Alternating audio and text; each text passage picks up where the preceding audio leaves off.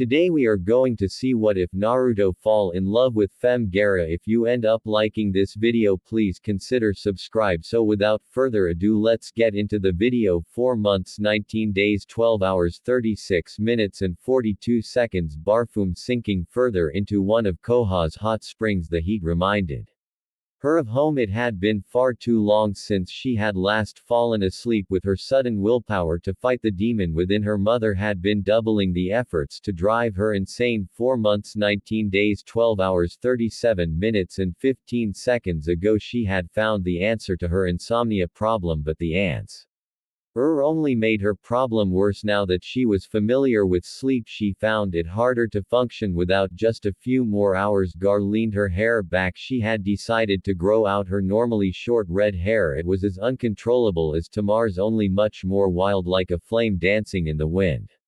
Until what? Gaara. Tamari asked, a comfortable distance away from her, not close enough to be awkward but not far enough to show fear. Gaara was happy with the distance. It would be too troublesome to explain, Gaara thought dryly, choosing not to respond to Tamari's question. She didn't want to give her sister wrong idea, not after their relationships had improved so greatly. They not planning on killing someone, or you? Tamari asked. When she got no response, she nearly gasped when Gaara's pale turquoise eyes snapped to her with an annoyed look. She had either been very wrong or very right. Sorry, she mumbled. Sco. Oding a bit further away. She was getting close to the I'm afraid of you distance. The wouldn't be happy if I did, Gaara said plainly. She didn't want her sister to move any further away. She wasn't entirely certain if the burn on her cheeks was from the bath. She brought a hand up to forehead. The place he touched her still burned a hot, pleasant heat whenever he came to mind. Tamari leaned in closer, her face bright. As Gaara had gotten closer to Tamari, it became apparent that the blonde was a gossip second only to their brother. Gaara returned to Mary's mirthful look with one of disdain. It's one of the leaf ninja, isn't it? Deary was for once unaffected by Gaara's glare. Gaara was re-evaluating the distance she wanted her sister to be from her at this moment. A couple miles would probably be a good start. Let me guess. Tamari was fanning her hands as a way of telling Gaara not to speak. Not that the though UGHT had crossed her mind. It's the green one, right? Rockle. Gaara briefly considered whether it was illegal to murder a sand ninja, and Koha it was at the very least frowned upon. Sass. Tamari asked, a smirk on her face. They had just failed a mission to aid Koha in the retrieval of Sasa. Gaara rolled her eyes. I am done, she said curtly, quickly rising out of the waters. This was mostly pleasant. She offered her sister well. The idea to stay in Koha had been Gaara's idea. The hot spring trip was due to Tamari's persistence. It's Naruto, isn't it? It wasn't a question, it was a statement. Gaara was glad she was already past her sister. Her cheeks were burning, however the spot where he touched her burned twice as hot. The slightest smile formed on her face. She would be able to sleep soon. Naruto Yamaki flashback. 4 months 19 days 19 hours 43 minutes ago. Mother wanted blood. A tribute was needed. A tribute left half given tonic. She would spill the blood of that ninja. Rockla, he will have blood soon. Mother. Gaara smiled. In the darkness of her lone room, the others were likely asleep, and even if they weren't, they wouldn't be able to stop her, not when she was so close on the rooftops that Fuldosit tried to kill her. His blood would not satisfy Mother. It would not prove her existence, for he didn't deserve to exist in the first place. Arriving in the hospital, she could smell her kill. It was a primal thing, an intense driving me to finish the kill. She passed by the rooms one after another. Rockley was at the end of the hall. Soon she would prove her existence, and Mother would be sad. She stopped short. Third room from the end, the door and window wide open. There lay Nito Yamaki. He was lay spate on the bed in the middle of the white ring. His injuries recent. Such an idiotic, worthless fool couldn't be worth the effort. It wouldn't prove his existence, however. These like me, Gaara thought, seeing the seal pulse on his abdomen. I'm like him. The thought burned in Gaara's mind. To kill another like him would surely prove her existence, and it would be so quick, so easy. A single thought would end the boy's life. Gaara walked into N.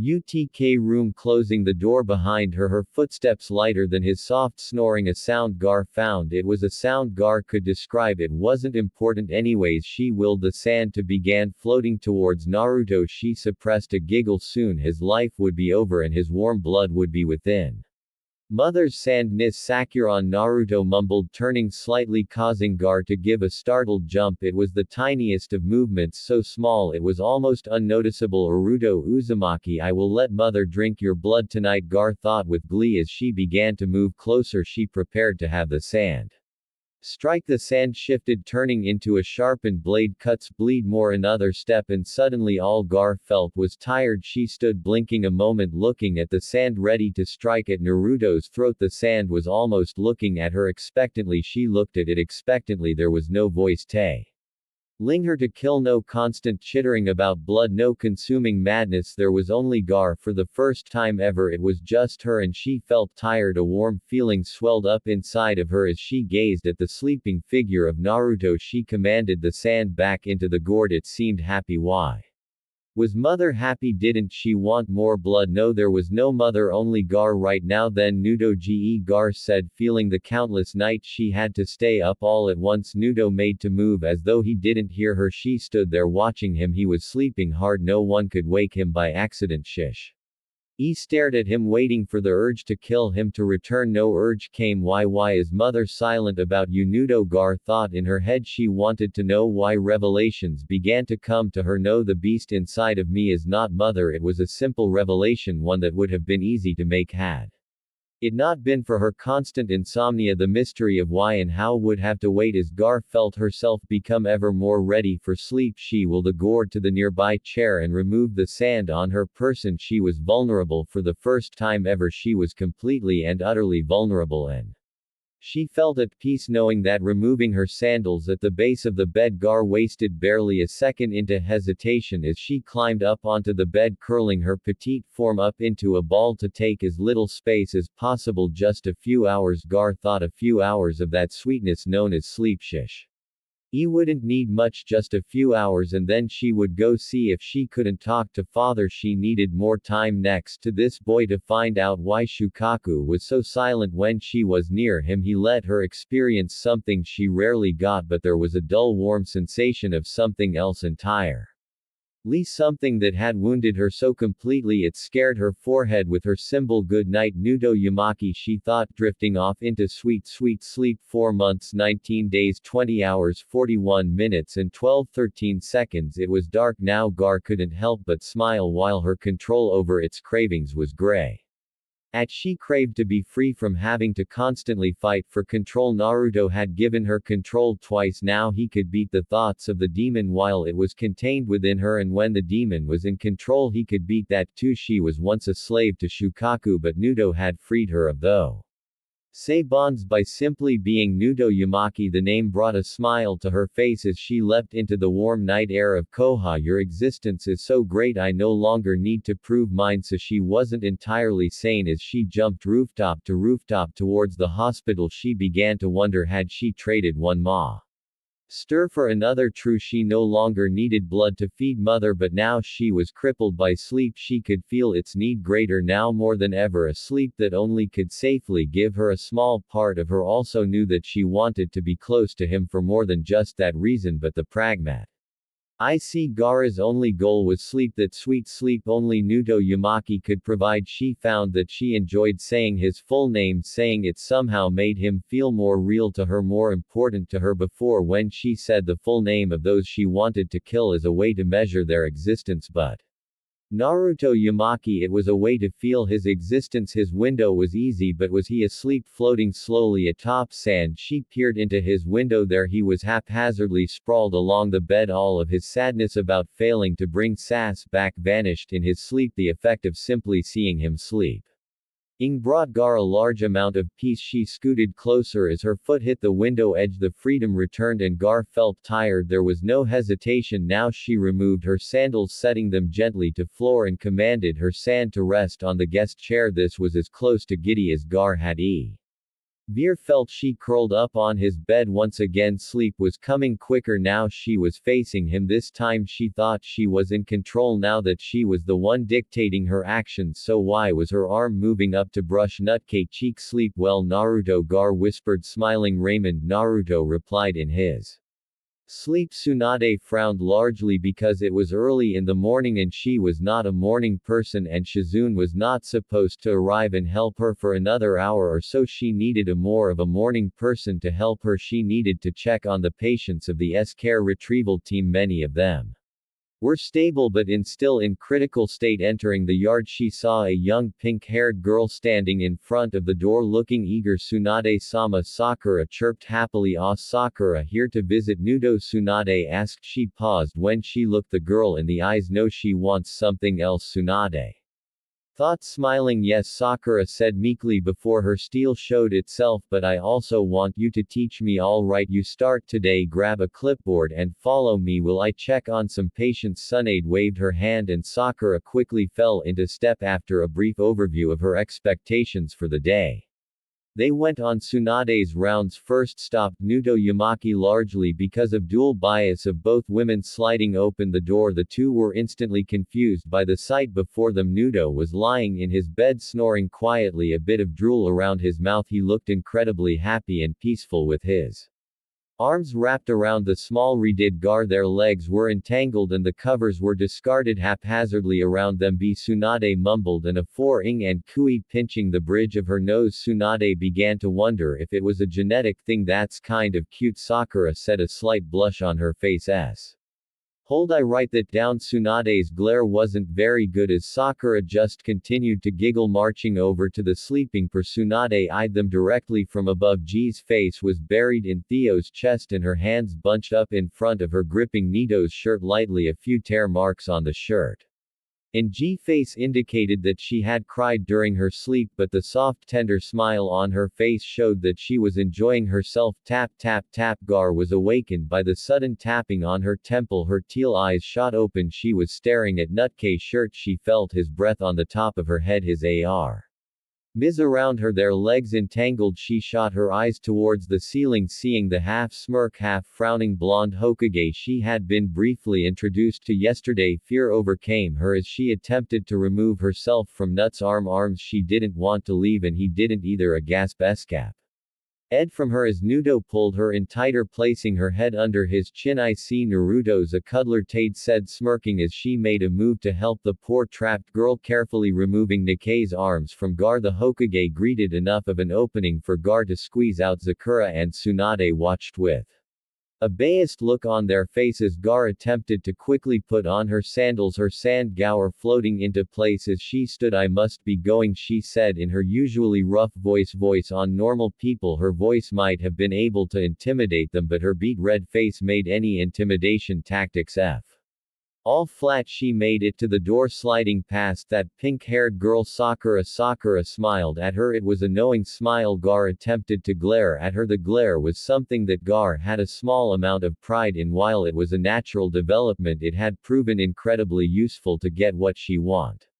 On all but the strongest and most fearsome ninja, the glare might have had some effect, but this was Sakura, the foolish, pink-haired girl that had stared her down as she was attempting to kill Sasuke. Even with her demonic-induced madness, Sakura didn't back down, and now blushing and as far from Shukaku as she had ever been, Gaara didn't have any hope of staring down the girliest girl in Koha. It was humbling. I should kill her. That thought wasn't from Shukaku, no, that was a Gar thought, one that caused her to pause. She quickly tried to remove the thought from her mind. Nudo cared for Sakura. If him mumbling her name and his sleep was any indication, another reason to kill her. Gar's left eye twitched as that thought passed through her head. She attempted to look quicker. The firm grasp on her head forced Gar to stand still. Her sand wasn't responding, a side effect of being so close to Nudo that was not good, but she did feel rested. Where do you think you're going, Tady said. Gar had another thought as her face turned crimson once more. She was caught. She should just kill everyone. It was better than this embarrassment. Suna, Gar offered weakly as she attempted to step away only to find her face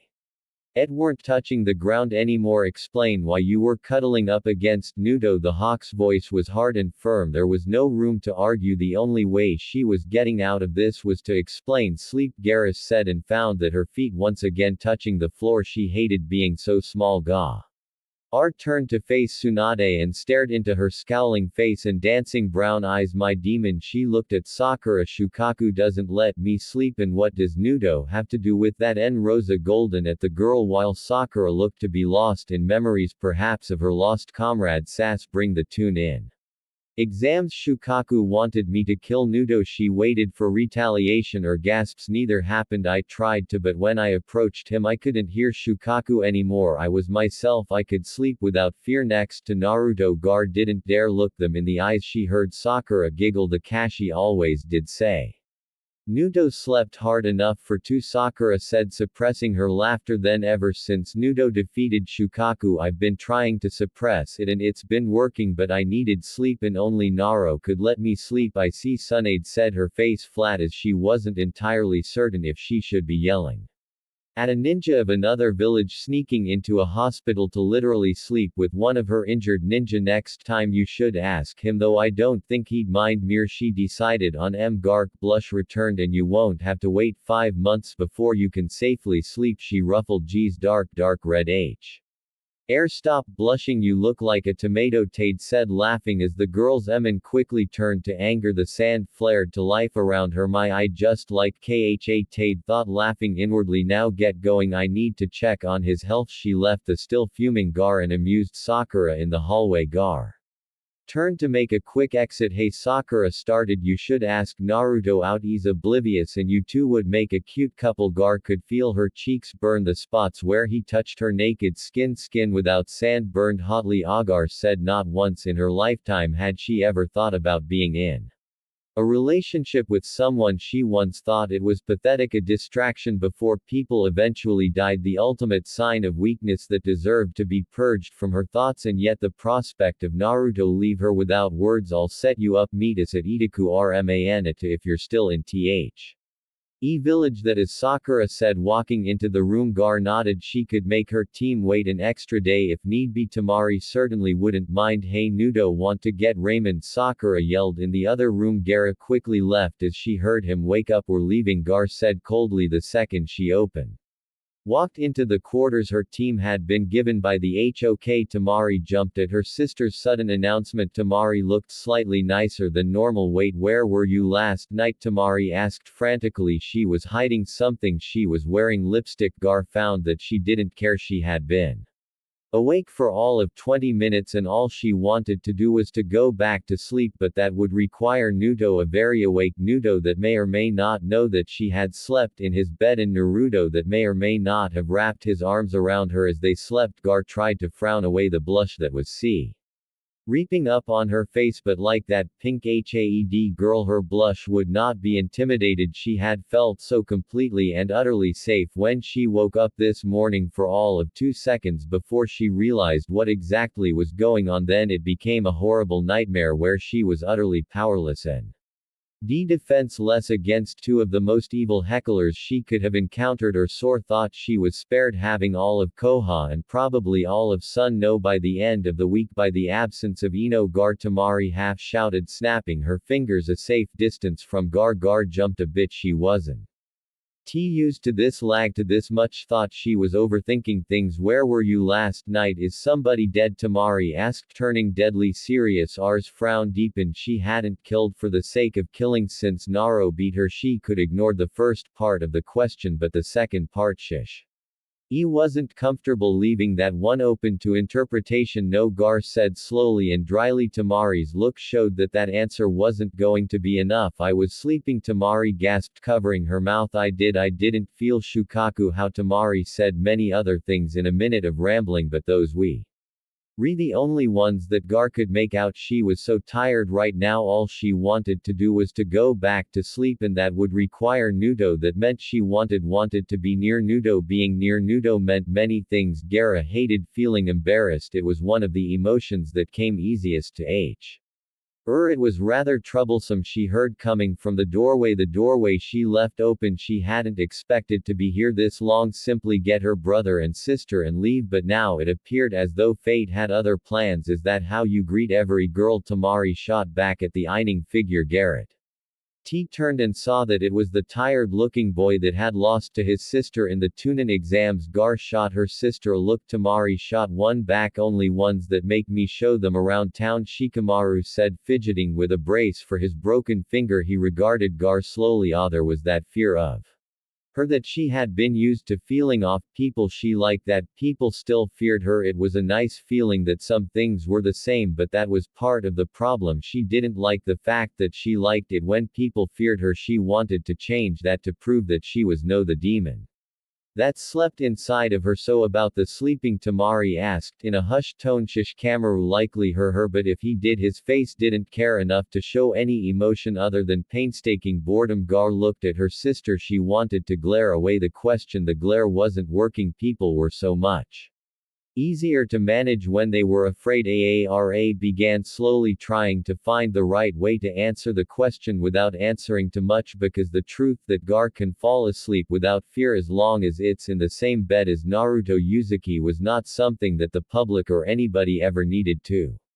know. Not now, not ever found a way to sleep without Shukaku coming out short. Simple. Really, what is it? It's in Koha. Do you think we can take it back to the sand? Gar was in shock as she watched her sister's face dance with happiness. How was it possible to be so happy for someone else? No, we can't take I am to Sua, Gar said without thinking. She didn't even realize what she said until she saw Tamari's face blossom with excitement. Such overjoyed enthusiasm was rare on her stubborn workaholic sister. Gaara briefly wondered how long it would take to bury Noan's sand sister included. It's Nudo, isn't it? Shikama Ru said casually, leaning against the door. Gar gave him a look that could kill. Shikamaru backed down instantly. Look, I just saw you leaving the hospital this morning when I went to see Choji. Dara's face began to turn red as she remembered in great detail what happened less than an hour ago. That and I heard Sakura explaining to Naruto that he had a date with you. A date? Tamari half shouted. Then why did you want to leave so early? The pregnant silence filled the air as Gar glared at the wall. She was hoping that the wall would suddenly explode and she would have to fight something. Gar, are you Embera?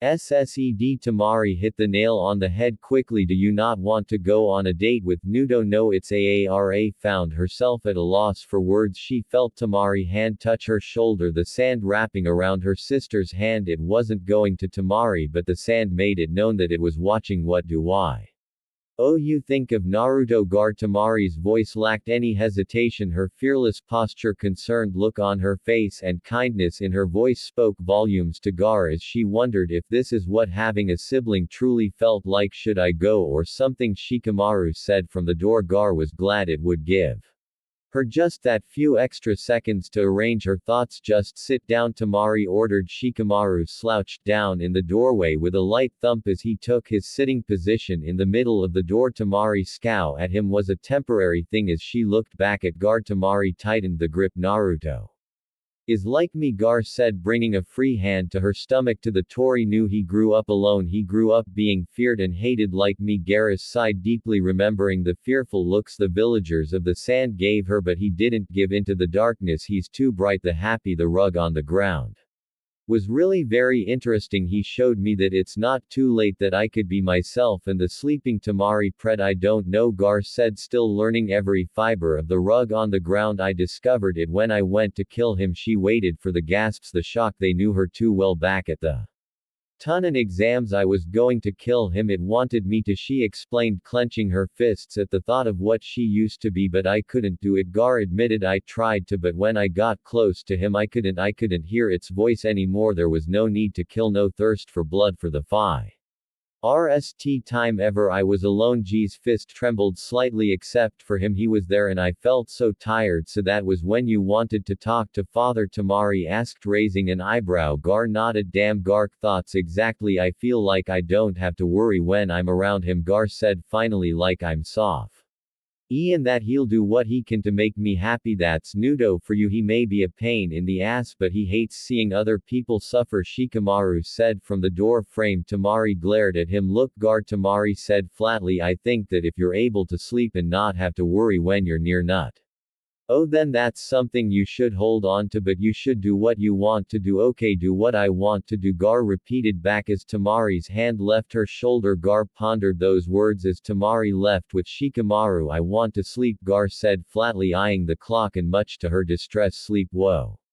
Old require Naruto. It would be so much easier if he knew about it. She wouldn't have to sneak into his room. He might even make a trip to Suna to give her some sleep. Suna, her home. The council was already talking about making her Kazekage. It had been her family's duty for generations. Now they weren't. T called of the desert for nothing. The sudden death of their father left Suna without a proper heir. Tamari was strong for Enin and smart, and Yura was strong as well, but they both lacked the willingness to be Kazekage, and they were both not strong enough. That left Gar. She was strong, perhaps the str. Honest in the village. What better way to protect a desert than with a desert? But Gar was a demon, and many of the people she would be protecting in the sand. Gaara wanted to change that. She didn't want to be a demon anymore. She wanted to prove herself to the village as the Kazekage. Maybe she could get Naro through some political marriage. That thought caused Gar to turn bright red as she sat alone, allowing herself to calm down. Gar sighed. I should talk to Naruto, she mumbled to herself. Her own thoughts were becoming strange. Shukaku was raving at her to stay away from Naruto. That only strengthened her resolve to see Koha's container of the QB. The quick, rapid and loud knock came from the door. Gar blinked. Ninja knock. Enter. Her voice held more venom than she intended. The door slid open, revealing Lee, who quickly entered. Adiot Arisen, the Hokage and lovely Sakuran has asked me to escort you to your date with Naruto, __. Lee maintained his bow as he shouted off his orders. I would also like to thank you once again for your assistance the other day. Had you not been there, I would have died. Gar stared at Lee for a moment as he maintained his bow. Lee, he had also managed to hurt her, not to the same degree as Naruto or that but Gar Fr. Lee, she had taken damage. Gar wanted to test something. Standing quickly, she walked over to the bowing Lee. Thank you, Lee, Gar said plainly, extending her small hand towards Rock Lee, but I should be apologizing for attempting to kill you before. Lee shot up and took her hand with both of his and began shaking it vigorously. Then I now consider as even. You attempted to take my life and you also saved it. Now we should be off for your date with the youthful Nudo. Lee's eyes were filled with passion and flame. Gar couldn't help but smile, well as close to a smile as he had ever given. She could feel Lee's hand and feel the warmth in his smile, but they were completely different from Nudo. Everything was different from Nudo, though he alone made Shukaku nothing more than a bad dream she had years ago, as opposed to now when she could feel a driving to kill Rock Lee. Gar was in control now. Lead the way there. It was that same gravely tone monotone that flowed from her mouth with ease. Rock Lee turned sharply and began a proud half-march, half-leisurely stroll. It was only then that she realized something about what Lee said. Not the date with Naruto part. That part was still fresh on her mind, and she would hear those words spoken halfway around the world at this point. What is Nutke relationship with the Hokage? It seemed very unusual that the Hokage would task a ninja with making sure that a date would go off without a hitch, and then there was the fact that the Hokage and Nudo were rather blonde. Naruto, is the only person in the village that can call Tsunade Srama and get away with it, Lee said proudly. Then he thought for a moment, though I do not believe that they are related, as when I asked Sakuran about it, she said that Tsunade-sama had never had children. Era was relieved and then felt horrible about why she was relieved. She was relieved because Nudo was still alone just like her, but she had had a father and she has her brother and sister. No, they were different yet the same. Ar remained in silence as Rock Lee lead her through the village. Her face calm and rather disinterested, as long as she didn't think about the fact that she was actually going to speak with Naruto, as in more than a passing hello, more than a shouting match as enemies, but as a girl, as a boy. As long as she didn't acknowledge that she would be calm. Lee Gar began slowly wishing Tamari was here. She would know what to do. Tamari knew everything after all. Yes, Garizan, Lee asked as they rounded a corner. Ah, there it is, Itaku Rayon, Lee said quickly, pointing a finger at the small stall, the place where she would have her first date with Naruto. How do dates work? Gar asked. Ref. using to even remotely consider the fact that she was on a date, for if she did it was very likely that her calm composure would crumble instantly and she would run away or kill people. Leaf fro mid-stride and quickly went stiff as a board. Did he hear her brief thought about murdering people? I have nay. Veer been on a date myself, Lee said, slumping, but Jiu sensei hasn't he told me, Lee, the most important thing to do on a date is to be yourself no matter what. Lee's posture instantly resumed its previous happy and sturdy stride. What if you don't know how to be yourself? Gar mumbled to herself. Her feet fell heavy, her stomach was twisting in knots. What if what you really are is a monster? She heard herself say there. It was the truth. She feared that she truly was what Shukaku had tried to make her. You are no monster, Gar, Lee said, smiling at her. Neither me nor Naruto, think that, and there are many others that don't think that as well. They were nearly there now, a few more steps. The seats were empty. This was good. Naruto wasn't there yet. As for knowing how to be yourself, will I let you know if I ever figure that out, Lee said brightly, opening up the flap and guiding Gar. And would you like me to here with you so you do not have to wait alone? No, Gar said flatly. She wanted to go with him, leave and never deal with Nudo again. She didn't ever want to see his face again. She took the seat and began staring intently at the hardwood and countertop. Very well, Garizan, Lee said with a strong armed salute. Tay, best of luck on your date with Nudo, and with that Lee quickly left. Did I hear him right? Garrett turned to stare at the voice. It was the woman behind the counter. She was older but still young. Are you on a date with Naruto, The woman had mirth in her eyes and a bright smile that made Gaara want to bury her in sand. She could hear the implied "my" in that sentence. Yes, Gar said shortly. She didn't intend for there to be that much venom in her food. She didn't want to give the woman a reason to poison her food. That's wonderful. The woman clapped happily. Naruto, has been our favorite CU Stomer for years now. It's about time he brought a date here. My name's by the way, and yours is Gar. The woman extended a slightly moist hand over the counter towards Gar. Yes, G repeated as she slowly reached for Ankh hand. Gar remarked once again how different the touch was from Nuts. Seeing the woman was confused by her simple statement, Gar began to elaborate. My name is Gar and I do have a. She couldn't say that would be acknowledging it, that would be giving it power. No need to be shy. Nudo is like a little brother to me. I'll make sure he treats you right, said cheerfully as she began to ruas. Her hand as it was now ever so slightly sandy. So tell me about yourself, Gar. And Gar tried to speak but the words didn't come out. This was Nuts' sister, kind of, even if she wasn't related to him by blood like Tamari was Tora. It still meant that once again Nudo and Gar were very much alike. She was abo to speak about, to make an honest attempt to get to know this girl. That said Nudo was like a little brother, but then the world stopped. But Saku Richin, how do you know she wants to do? She heard Nudo Wynam heard it too and smiled, giving Gar a sly wink. Nudo, shut up already, she wants to. There it was, that persistent and annoying pink-haired voice. Gar wanted to bury her in sand for setting all this up. She was not allowed to the wedding. That thought turned Gar instantly red. But how do you know? She heard Nudo whine. They were closer now, so close because she's here already. Now get in there and remember what I told you. Naruto was half pushed in through the flaps. Don't screw this up, idiot. Garrett didn't even hear that. All she could hear was the sight of Nudo. He was standing therein from her. He looked exactly how he normally did, but gone was his jacket. Instead he wore a simple shirt dictating his loyalty to Kenoa. His headband was replaced by a set of bandages. She had a feeling those were there mostly to annoy him, as he didn't have any head damage last night. The thought made Gar blush. Did he know what she did? What he did? Did they tell him? If they did, Gar would have to kill them. Hokage or not, the High Garan, Naro said with a heavy blush on his face as he took the seat next to her. Compliment her, she heard Nudo say quietly to himself. She was staring hard at him. She was listening hard at him. He was the only thing in the world she could pay attention to at that moment, and she desperately wanted to pay attention to anything else. Are you letting your hair grow out? Because you look beautiful with your red hair, Naruto said honestly.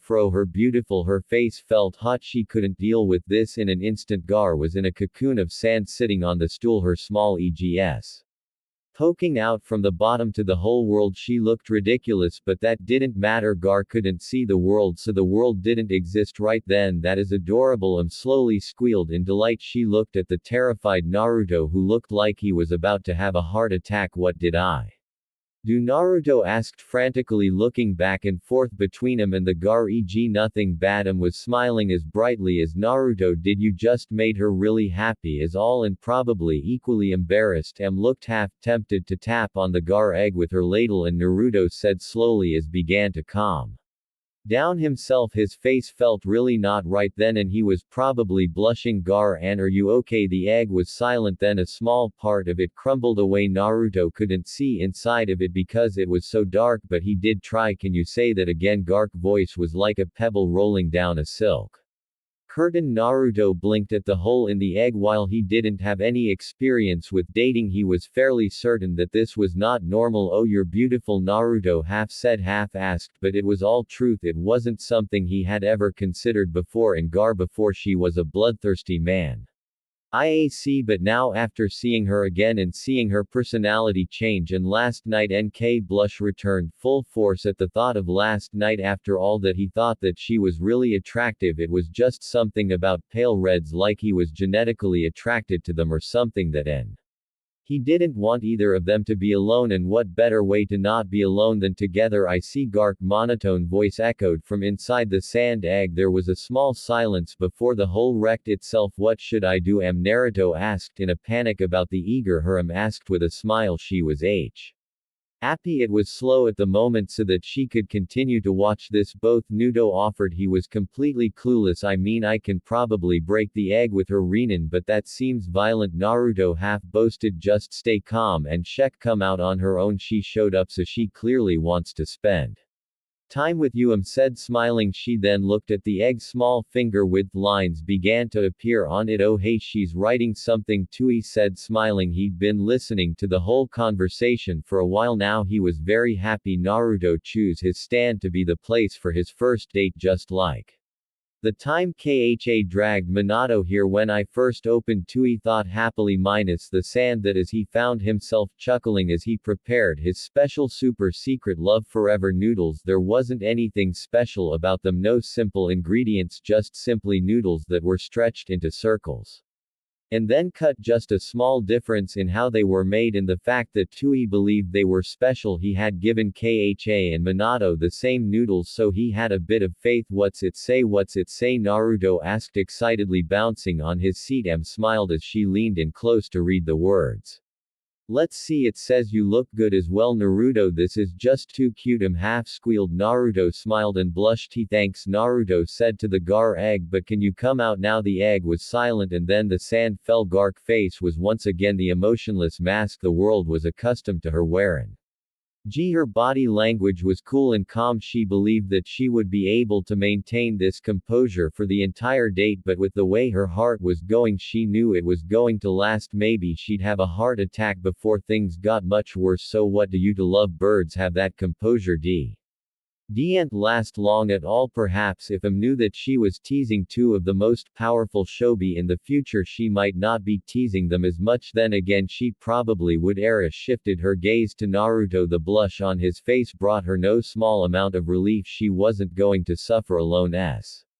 He was going to cling on to Naro and drag her down the hellish emotion of embarrassment so that she wouldn't suffer alone. Order for me, she commanded Naruto. Naruto was shocked by her demand. What do you like? Naruto offered. He didn't want to give her something she hated. If he gave her something she hated, then she would hate him, and that would be the opposite of what a date was supposed to do, at least according to Naro, which was according to Sakura. Then again, she had never been on a date either. I don't know, I've never eaten ramen before. A small smile crept into Gar's face as she watched him squirm. Oh, so that's why people did it. Naruto's face twisted between shock, horror, and then finally revelation. Did he find out what she was doing? G's offense was failing and she had no defense for any form of counterattack. Well, what's your favorite food, Gaara? Naruto asked sincerely. How somebody could never have eaten ramen was a completely foreign concept to him. It was something that needed to be fixed, and Nudo sought to make it the best first experience ever. Era was taken back by the question that allowed her to collect herself once again. Salted tongue. Gar replied simply. Naruto nodded on.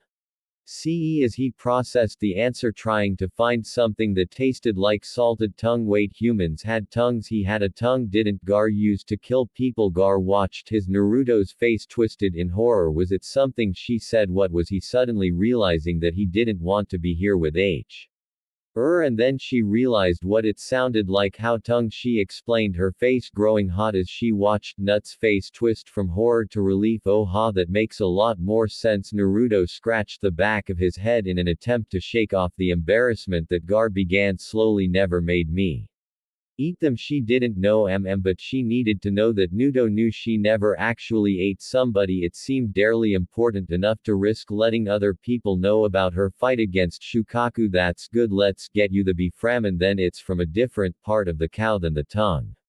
Gar almost wanted to point out that they were very different, and just because she liked one didn't mean anything, but decided to drop it. 1 meter o ramen and 1 beef ramen. Nudo shouted happily, huming right up. Said happily. She chalked up most of their conversation to ninja, and she decided that he needed to make the mood happier by being happy. It was waitressing rule number 1 on her father's training list. And then came the horrible awkward silence on the first date where neither of the two know what to say. Nut's eyes kept dancing around. It was only ramen, so he had to wait like 5 minutes tops, but for Naruto those 5 minutes felt like an eternity. He kept looking at him. Back to Gar, her face, her eyes, her hair, that lovely red hair. What was it about red hair? He was just drawn to it. It was why he thought Sakura was pretty. He settled staring at her hands. Era was like Waze having a paw nick attack. She paid infinitely close attention to the grain on the counter, its every single line a twisting, swirling maw. She so desperately wanted to pay attention anything but Nudo. She was failing that task in every sense. He saw his eyes dart around the room. Did he think was pretty? Why was he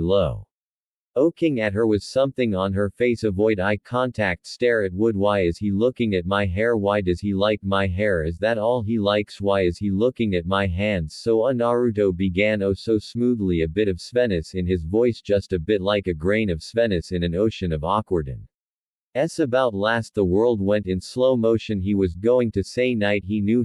Did somebody tell him? Who was she going to kill? Everybody. Everybody sounds good, very plausible option. Everybody but Nudo. She needed him for sleep. Wait, maybe she just needed his body. He was forming the end now. She could see his tongue touching the roof of his beautiful mouth. Wait, beautiful, no time to think, need to shut him up, can't hear the question, can't let him know. If she kissed him that would shut him up. Wait, what? No, that would make things worse. Waiter, sand was good. Nudo watched as the sand began to swirl around Gar. Damn it, not again. He needed to talk to her to find out what happened last night, to let her know that he enjoyed it, that it was her that stopped his nightmares last night. He needed to know that she knew, but he was bad with words. Action, he was good at action. Not again. Nudo shouted, jump ping towards Gar as her sand cocoon formed around her with Nudo half trapped inside of it. Why am I so G? Gar asked herself in the darkness of her egg. She was alone with just her thoughts. Nudo was close enough that Shukaku wouldn't be bugging her. Is this what being alive felt like? So empty-headed. She see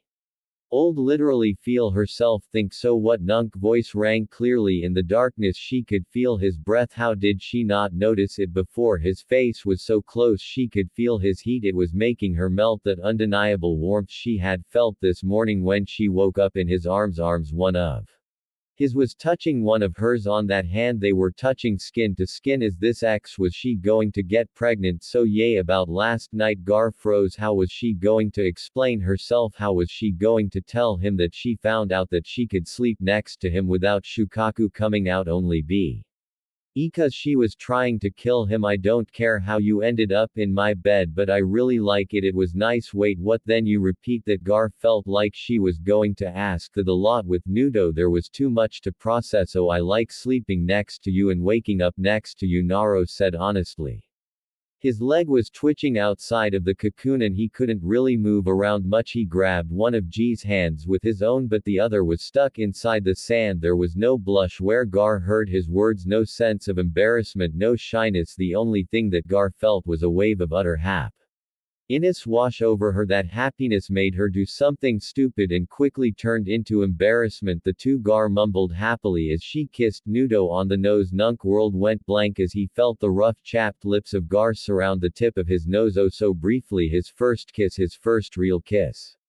It was on the nose, but that didn't matter. It was real and from a girl. That last part was important. A kiss on the nose from Gar that was more important. Oh, and she likes sleeping with him. Bonus, we should I continue our date, Naruto said once his mind was able to fully process reality again, and suddenly he was falling to the ground, but the sand caught him and gently guided him to the floor. He stood up quickly and saw Gar staring at her bowl of ramen. He saw his own. Thanks for the meal, Naruto shouted enthusiastically as he split the chopsticks. Thanks for the meal, Gar repeated, admired Naruto's splitting of the chopsticks. She saw him happily slurp up some noodles. She'd never eaten ramen before or any other kind of soup. She quickly found out that beef ramen was awesome. The thin slices of beef mixed well with the veggies and broth. She ate one of those first with a satisfying slurp. A bit of the juices slapped up into her face. She eat in surprise. She quickly looked to see Naruto smiling at her, having paused from his own meal, an act that seemed to amaze a mom. Is it good? Naruto asked hopefully. Gar simply nodded and decided that action spoke louder than words. She began slurping up rate portions of noodles. She tried everything in the dish one at a time and then she got to a weird star with a pink swirl in the center of it. It looked like a cookie kinda but had the texture of the egg. It was spongy. Timidly she took a bite out of it, but she heard Nudo say as soon as she bit down, he quickly turned her head towards him. Was he hurt? Did somebody hurt him? Was she going to have to bury somebody? Then she saw him smiling at her. She felt her blush returning. He was pulling a joke on her. Oh, Gar asked as she finished her bite of the weird thing. It was quite tasty. You bit me, Naro accused. Pointing a finger at her with a large smile on his face. Gar blinked. She didn't understand his joke. No, I bit into this thing. Gar didn't like that Naruto was giggling at her. He should be giggling with her. That's a Narutaki. Gar blinked at his explanation. And I'm Naruto Yamaki. She continued to be Link. I see. She stared at her. Narutaki opened wide and at the whole thing. Whole Naruto's taste good, she said with a small smile on her face as she resumed looking at her own ramen. She saw his blush as he resumed eating his ramen. Oh my, squealed happily from the counter while she would never concede our ramen date romantic. These two were unbelievable cute. She blamed Ninja. She saw just floating there in his ramen, a perfect little Naraki just sitting there unguarded. Her strike was quick and sudden in a single noodle of her own ramen, trailing behind as she went for Naruto's Narutaki success. Target acquired. Delivering pack a gate to mouth. Hey, Naruto whined as he saw Gar eat his Naraki. She gulped it down. Formed a small smile on her face. Would you do that? He asked with a pout. No cannibalism. Gar deadpanned as she resumed eating her ramen. She couldn't help but smile a bit more as Artem and Tui let out a hearty laugh from behind the counter. That's mean. Gar. Nudo pouted before a smile broke out onto his face. He vaguely considered the notion of stealing one of her beef slices in retaliation but decided to let her have this victory. I'll pay. Gar said firmly. The meal was over and it was time for their first lovers' quarrel. No, I'll pay. Besides, I asked you out, Naruto huffed, pulling out his wallet. Actually, it was Sakura Haruno. Gar said flatly. Naruto blushed. So I'll pay. How about it's on the house? Tui said happily. So long as you two come back in the future, Tui said with a smile. Thank you, Gar said, bowing towards Tui. She then slowly turned to Nudo. What now? Neither of them had any idea. DSST Naruto, take her for a walk around Koha. Loudly whispered at the blonde boy. Be good idea. Thanks for the free food, Naruto said happily as he opened the flap for Gar. He didn't have to lift it up very high for her. Gar was unsure of what would happen now. What would happen without the distraction of food? He found out that he hated her just like everybody else, and then she saw him smile at her. She gave him a small smile back and easily slipped under the flap and turned to her.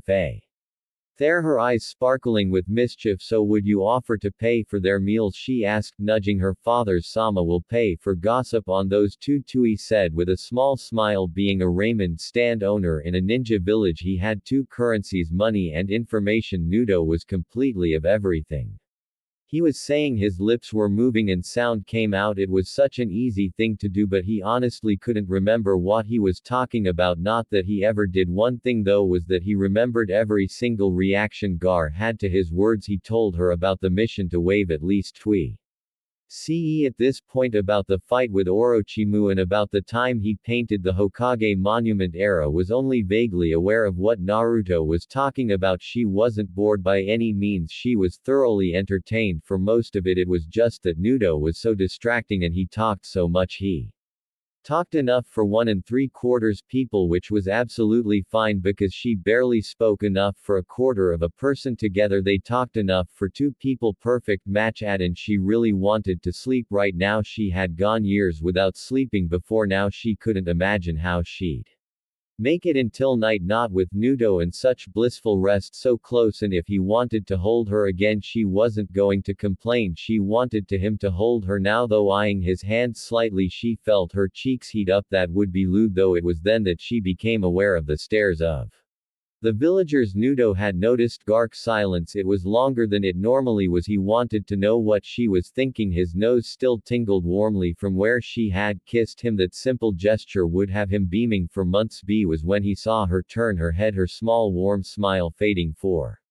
the first time all day. She avoided eye contact like the plague. It was then his eyes slowly widened in realization, and then he too became aware of the stares. They glaring at us because their thoughts echoed with one another. I attacked their village, but hers was a recent guilt of the QB and his was an old scar. I'm ruining our date. Their conclusion was in unison. The mood of Twitter. Patty left the two quickly. There they were, standing in the middle of a busy street. Parents and Ninja Likey were all glaring at them. They went out of their way to leave them alone in the cold world. Era became aware of Naruto's silence. It never lasted this long before she looked over to him fully. Seeing his frown instantly made her realize that she was also frowning now. He thought that she didn't want to be with him, that maybe she had somehow grown tired of him. Her frown deepened. To hell what these villagers thought about her, to hell what they thought about Nudo. She claimed him quickly right there in the street. Beckon quickly met Beckon before slowly entangling themselves in one another. The sand offered them privacy, encasing them in its embrace. It was going to get very hot. She smiled at him as she held his hand.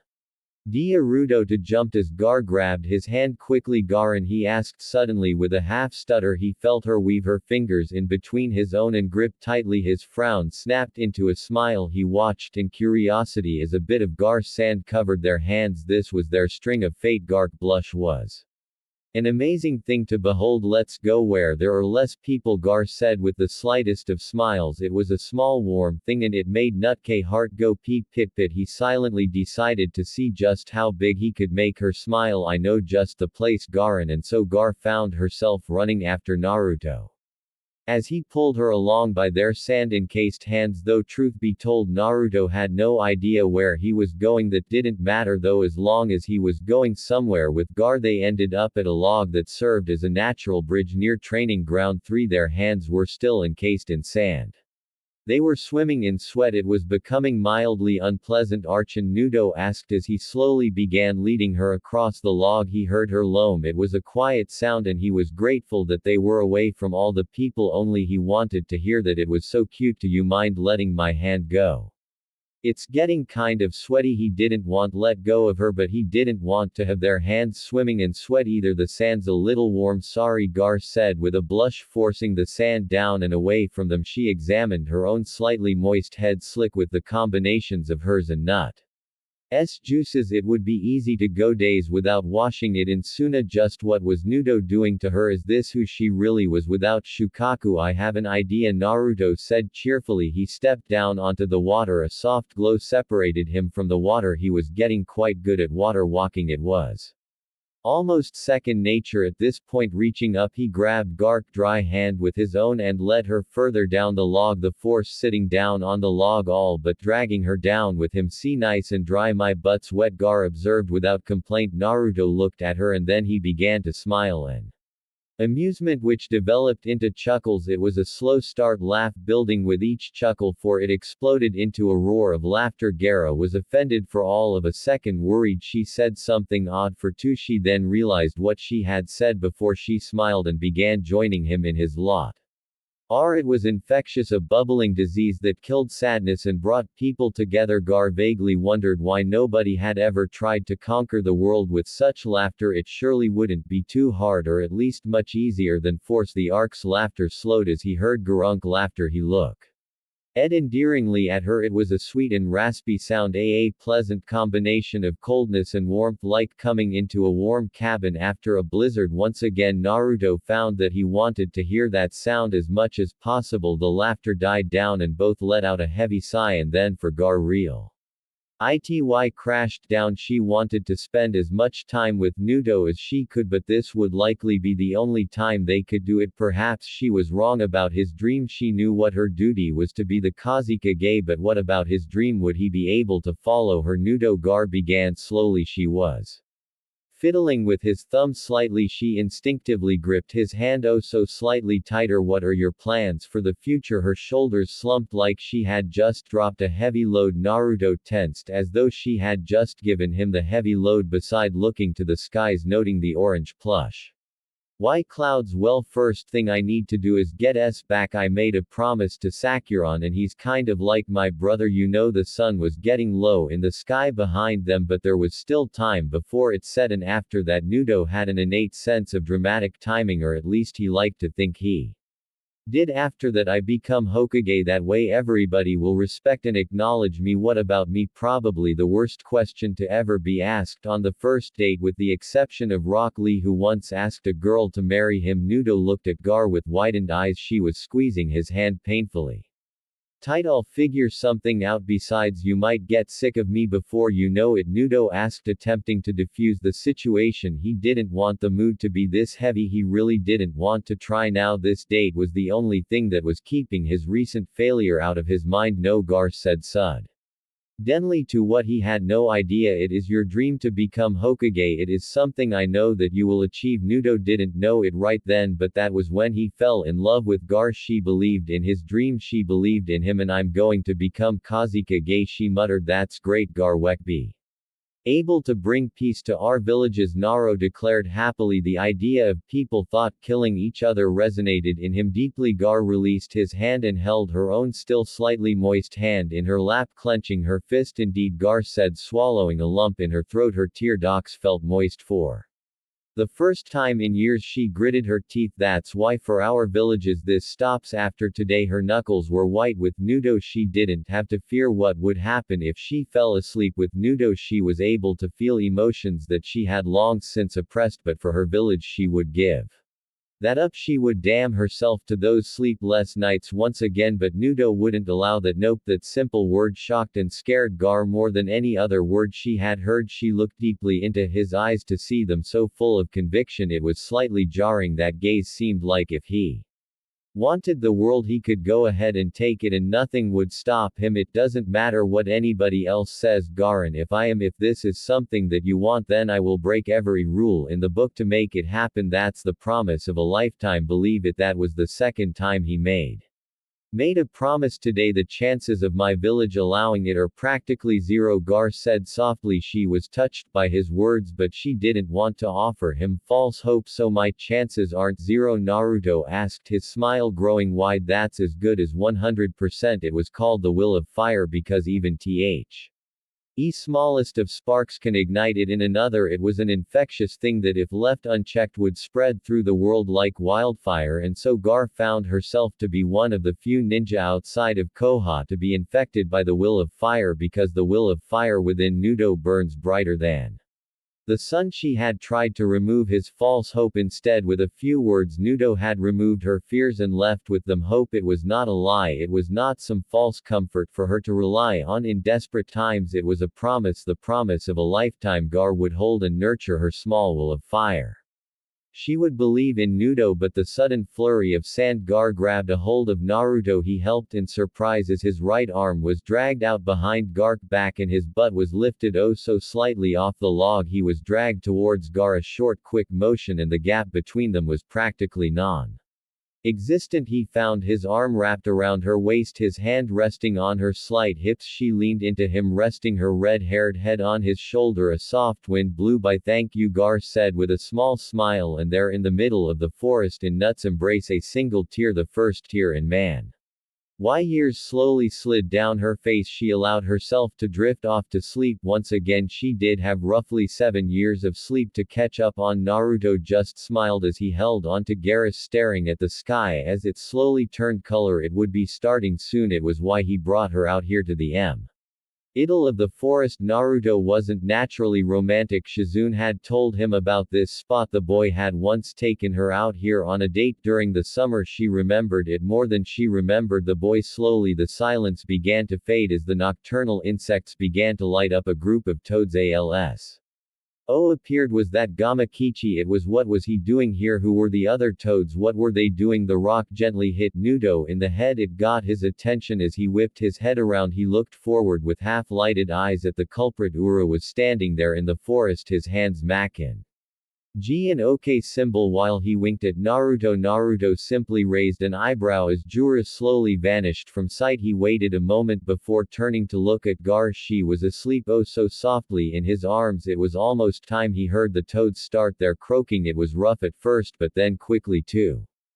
On a more melodic sound while being complemented by the sounds of 1,000 insects sharping. Then the lights came. A soft glow from the base of the pond illuminated the whole place. Shizune had said the place glowed, but he wasn't expecting this. Then he saw its small toad swimming in the water making some kind of glowing lantern, and he smiled. Jera wasn't half bad after all. The insect began to fly, glowing in the darkening sky, and Naruto knew what he had to do. Slowly letting go of Gar, making doubly sure that she wouldn't fall over, he stepped down onto the water. Gone. He spoke softly but loudly. Her eyes opened slowly before blinking twice and immediately locked onto his. She wasn't that into her sleep, so she'll forgive him this time. May I have this dance? He held a small hand out towards her. He only had a vague notion of dancing thanks to an impromptu mission with Ura, but that was more than most shinobi would ever have. Looked around in stunned silence. Naruto marveled at the way the light brought out the color of her eyes. She was even more beautiful. On the other hand, looked around at the scenery. She had never come across something so beautiful in her life, and the fact that she was experiencing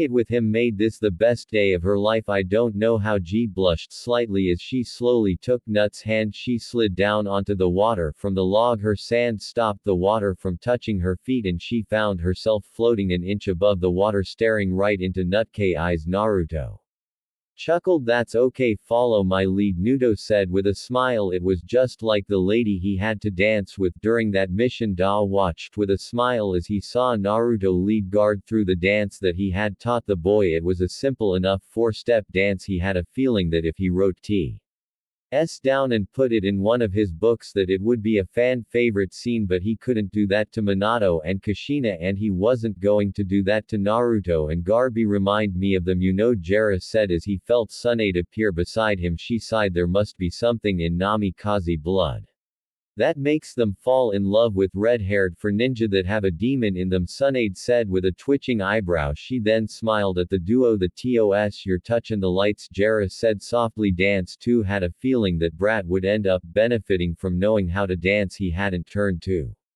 face Tsunade yet. He was lost in the past as he watched Naruto twirl Garo so gently over the water. You know, if your dates were as nice as this, I might have actually gone out with you once, Tade said with a small smile. Watching those two was like taking a trip back in time. Jera shifted his gaze and looked into Tsunade's eyes at that statement. Who's to say for you they wouldn't be Tsunade time? She wanted to punch that smile off his face. Naruto, Gar said after dancing for an unknown amount of time. The moon was full above their heads and the water beneath their feet glowed a soft H. It sounded like their Toad Band was beginning to get tired as well. What is it? Gaara and Naruto asked, stopping their dancing movements. They had been doing the same 4 steps over and over again, but neither one of them cared about that. I'm tired. Boruto smiled at that. He was feeling tired too, and he hoped that being tired would mean they would be sleeping in the same bed again. Can I stay with you? Garunk voice was a distant thing as she was already beginning to feel the lulls of sleep. Once again she let out a soft squeak as Naruto quite literally swept her off her feet. Of course, Gaara. Naruto shouted excitedly as he sped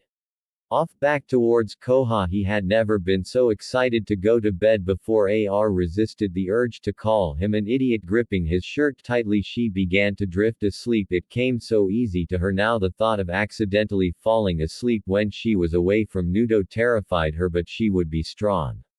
At least until the next time she ran into Naruto. Naruto had briefly considered taking Gaara back to the hospital, but that place was creepy. He had vaguely considered finding out where Gaara stayed, but Tamari and Kanguro both scared the piss out of him, so that only left his apartment, his messy, unsanitary, airy boy-smelling apartment. Never before had Naruto wished that he kept his apartment clean. When he arrived at his home, he saw a note on the door. As he slowly maneuvered Gaara around so he could grab the note, in the girly handwriting he knew it simply read Boom Mishish. Opening the door, Naruto came in to see his apartment nearly spotless. He made a mental note to thank Sakura later. He quickly navigated his way to his room, Gaara's petite frame still in his arms. He opened his door to his bedroom. His sheets were clean, all the garbage on the floor was gone. There was no random boxers, it was simply clean and still. His judging by the giant Raymond poster near the bed. He really needed to thank Sakura later. Gently setting Gaara down on his bed, he began his nightly ritual. It mostly involved brushing his teeth and changing into his sleepwear. He wondered if Gaara would be okay by herself for just a few minutes.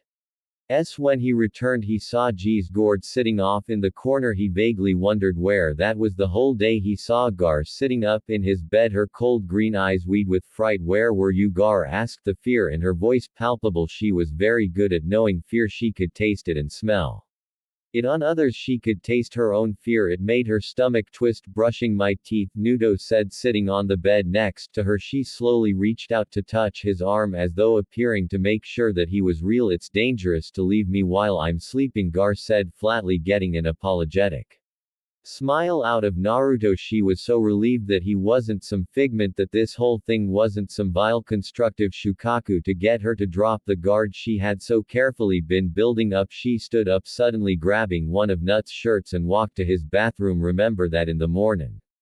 Naruto chuckled and began to make himself comfortable in his bed. Well, his bed wasn't the biggest it could fit two, but he had a feeling he was going to be used as a teddy bear tonight. He was becoming surprisingly okay with it. Not that he was a teddy bear, his manly pride would not permit such a title. Era walked in a few minutes later. Naruto would never have thought that seeing a girl wearing one of his shirts would make him so happy. It was an odd sight. Well, he wasn't the biggest boy, Gaara wasn't the biggest girl either, so she was comfortably floating in one of his t-shirts. She sat down next to him.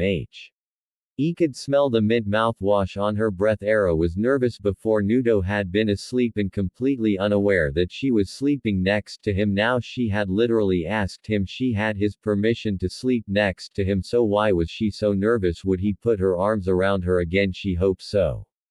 Though she only got to enjoy it for the briefest of moments before that blonde HOK forced them apart. You think too much, Naruto said, slowly pulling her down next to him. Gaara could only blush as she got her wish with the arms. She quickly found her face buried in Naruto's chest, her bare legs tangled with his pajamade legs. She wiggled her arms around Naruto's torso and hugged him tight as he draped his arm around her. Good night, Gaara. Good night, Naruto. Sleep took them both within moments, the world going to a peaceful sleep, finally giving solace to two lost souls. In the morning, Naruto awoke to a Gaara's bed. A simple note was taped to his forehead. He also felt like his nose had been kissed. The writing was crude and simple, nothing unnecessary in its calligraphy. Oro, I have taken one of your shirts and jackets with me. If you wish to have them back, come to Sunagar. She didn't really need to sign it. Oh.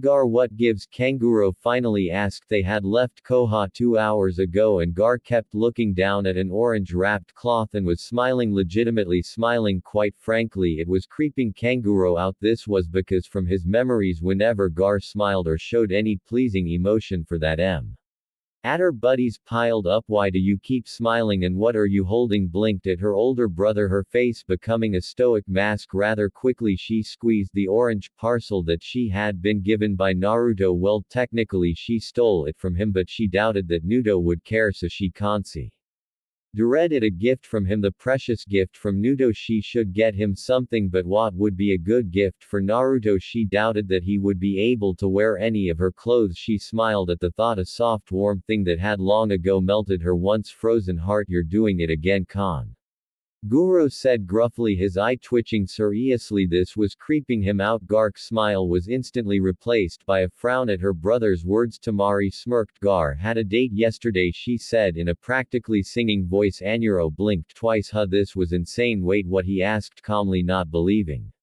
his ears. Yep, Tamari giggled. She had a date? No, seriously, what did she do? Kanguro asked, not believing it for 1 second. Now he was going to understand if she killed someone, but a date? That's ridiculous. Era scowled, prompting a light laugh from Tamari. Seriously, she actually went on one? Really, with one? Oh.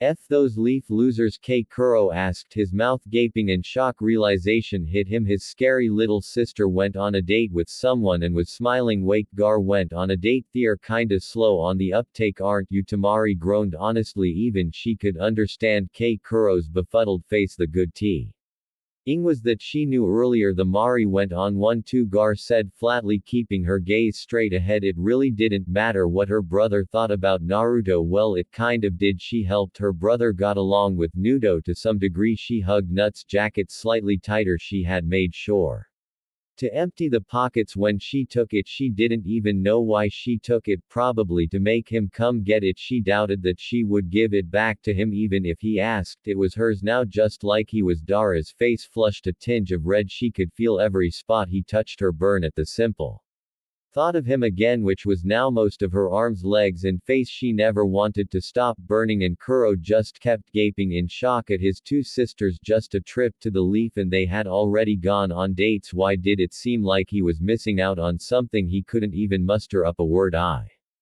It wasn't a date, Tamari shouted. Gaara then glared at Kanguro. Tamar's cheeks were also tinged a slight pink. It wasn't like she liked that idiot leaf boy anyways. He was such a smartass. But why don't you tell us about your date with Naruto? Gardiri asked, hoping to change the conversation away from her own activities. She didn't want Kuro to know that she had spent hours yesterday watching the clouds pass with that idiot. He took me to eat ramen, Gar said slowly. The beef ramen she had was good, but her favorite part of it was the naris, for several reasons, only one of which pertained to the name Kuro could make out. Gar continued, and then we walked around the village for a little bit and talked. Oh, what did you two talk about? Tamari asked. Gar didn't face her sister, but she could feel Tamari's eyebrows move up and down in a suggestive manner. Gar paused for a moment. What did they talk about? She honestly couldn't remember. She remembered being with Naruto in the village. She remembered the glares of the villagers. She remembered the feel of his hand in the village and her asking to go somewhere more private. You don't remember, do you? Tamari asked, sounding disappointed. He held my hand and smiled a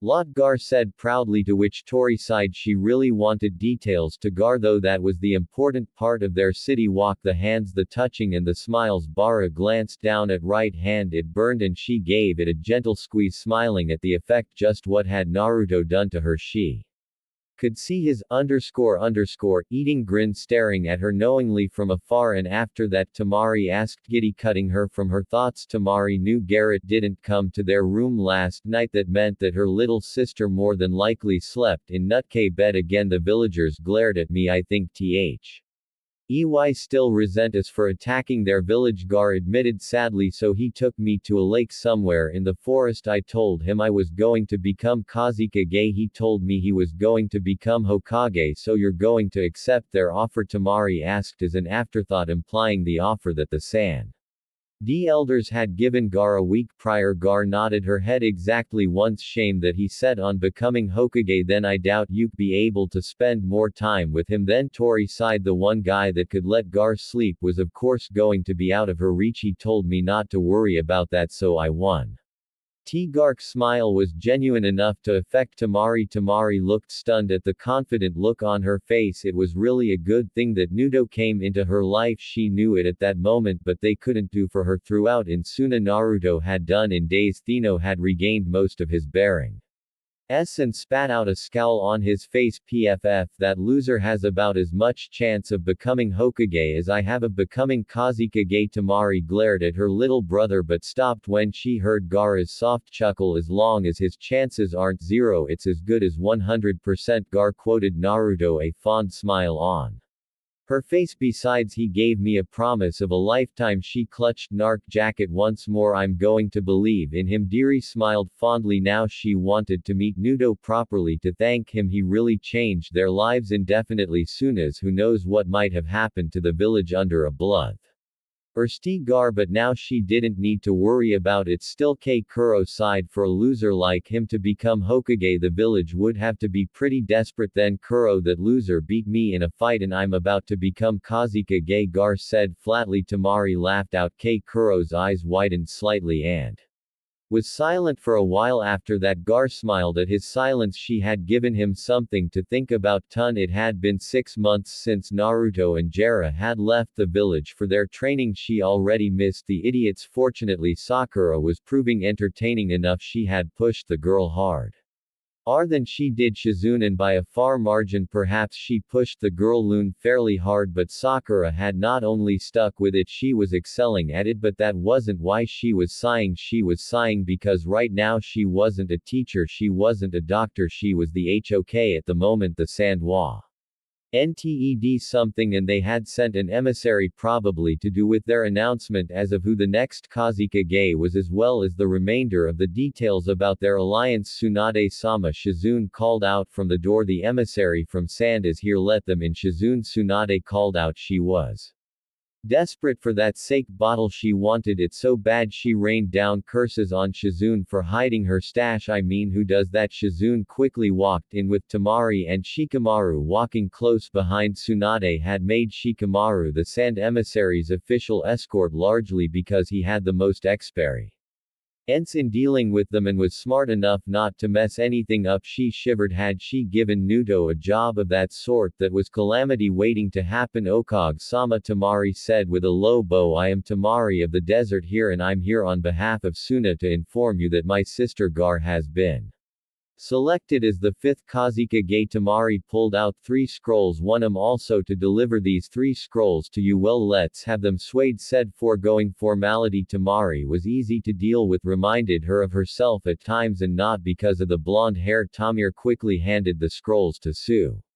Nade. The green scroll or details of the alliance between our 2 villages, as well as proposal of sorts, Tamari said with a light blush. Tsunade raised an eyebrow at that. Okay, now she wanted to know. The red scroll is an invitation to Gaara's coronation as Kazekage. Well, the blue one is a personal request from the future Go Kazekage. Alright then, Tsunade said, breaking the seal on the alliance scroll. First, is there anything else? Tamari, the blonde sand girl, jumped at a casual tone. Yes, I have another scroll to deliver to Naruto Uzumaki, and I'm also supposed to wait for your responses to the invitation and request, Tamari said firmly. Her back straight Tati made her nervous. She was talking to a woman that could level a mountain with a single punch. Sure, she could clearcut a forest with her fan, but crumbling a mountain was so much more impressive.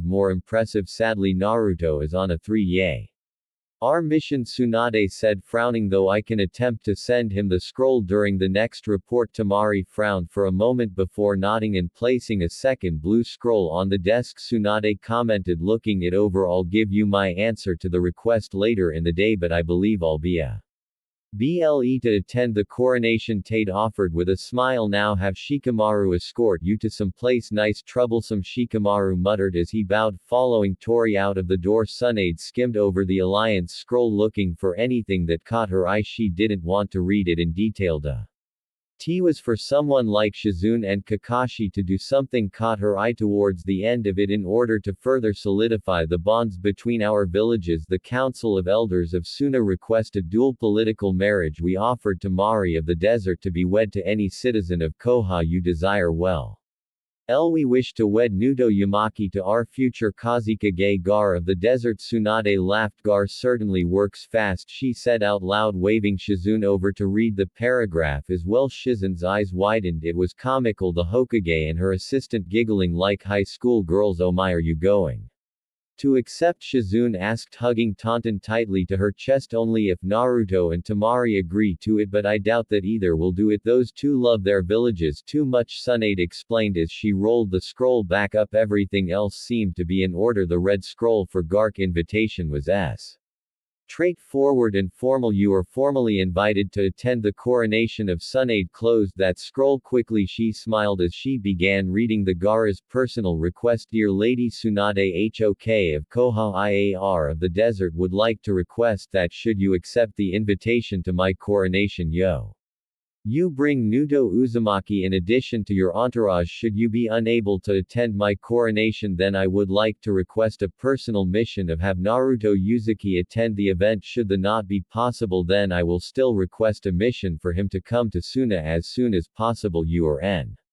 no doubt aware of the relationship me and Nudo have, as you are also part of the cause of it, for which I thank you deeply. You are also aware that Shukaku, the demon inside of me, does not allow me to sleep. The sole exception to that is when I am near Nudo. That is why I am requesting this. No secret plot to steal your villages in Chui or future Hokage, just a simple need for sleep. It has been 6 months, and as you are no doubt aware, preparing for the position of KAG is rather tiresome, but utmost gratitude. Gaara of the desert. Godi kicked smile reading it. Well, it's going to be a long 2.5 years for Gaara. Tade let out a laugh as she closed the scroll. She eyed the third scroll with a deep hunger. A message to Naruto. Ha! Shizune gasped as Tsunade grabbed the scroll and began opening it. Lady Tsunade, that's Naruto's private mail, Shizune said, stomping her feet. It's rude for you to go through so much in private like that. Hey, I'm curious, and I'd hardly call mail between ninja from 2 different villages private, and besides, why are you beside me if you do not want to read it? Tade smiled. Shizune had conflicted face before it shifted to one of resignation. Protocols be damned, this was her little brought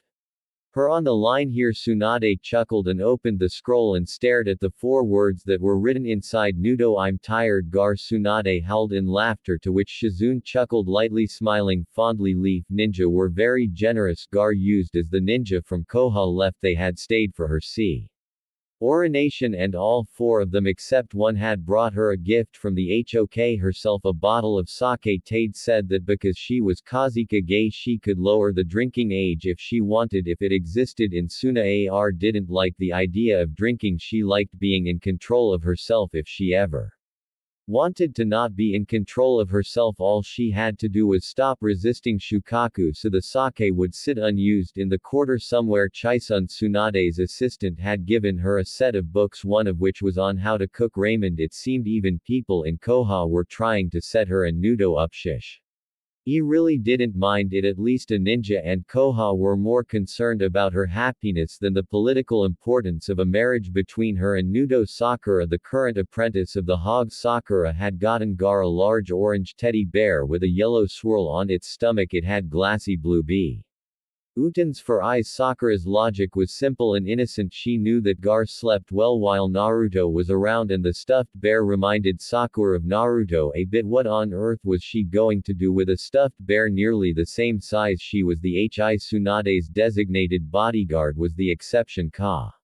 Kashi hadn't gotten Gaara anything, which was fine because she didn't expect anything in the first place. He was the only Koha ninja that wasn't a gift-giving freak, so why was there a box sitting on her bed when she entered a room? Who put it there? Going through it, she noted a note on the box. I understand that you and one of cute little Genin are attempting a relationship of sorts. I support this fully, as does Naruto's other sensei Gaara. He asked me to find some way to give these to you. He believed they may be helpful to you and Nudo, and I must say I am quite jealous. Bashi Hadaki Jonin of Koha. PS. Du N.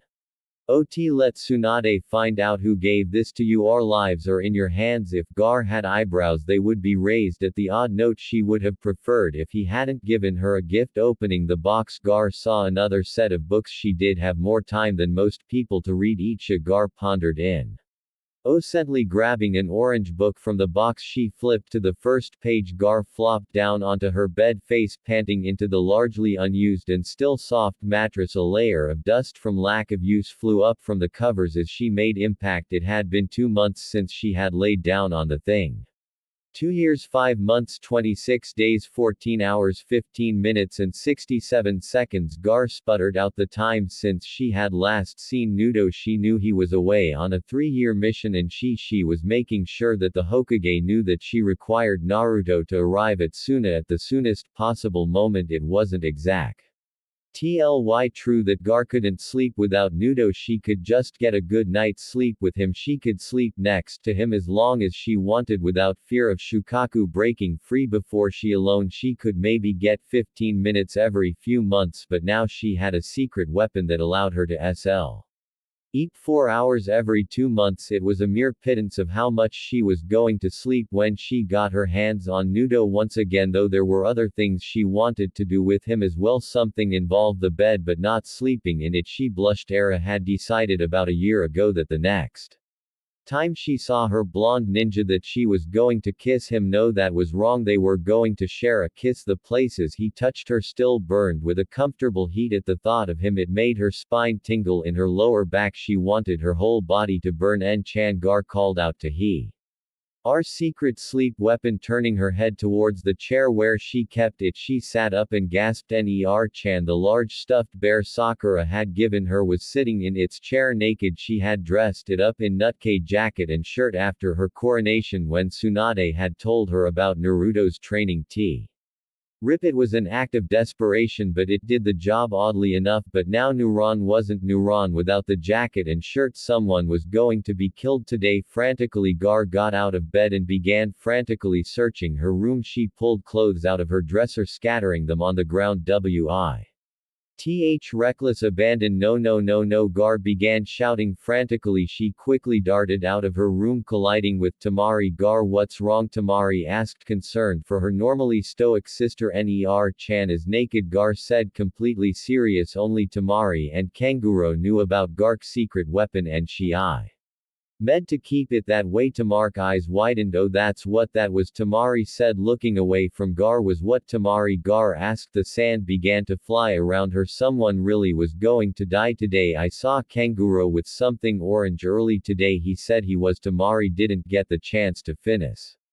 As Gar had practically flown out the door in a swirl of sand. Good luck, little bro, I think you're going to need it. Anuro smiled to himself as he eyed his project for his little sister. He had just finished it and it was perfect. Now he just had to give it to her. Tomorrow his door was blown off its high NGES, destroying one of his prototypes unless his sister wanted her gift. Now that is where is it, Kanguro? Gar said with pure malice in her eyes. She was still very good at scaring people when she needed to, and even Kanguro, who knew that his sister would never kill him, still feared for his life, especially right now. He could see the white of her iris all the way around her pupil. Kanguro gulped. Happy birthday, Kanguro said, presenting his present to Gar. Gar blinked as she stared at what was before her. Her brother had made a human-sized puppet a few good inches taller than her. Not exactly impressive, considering she was shorter than most, but it had blonde hair with soulless blue eyes and painted-on whisker mark on her cheeks. It was wearing Nito's clothes. Her eye twitched, presenting Mary-chan to Zero. Kanguro said proudly, complete with automatic hugging action. He pressed a wooden panel located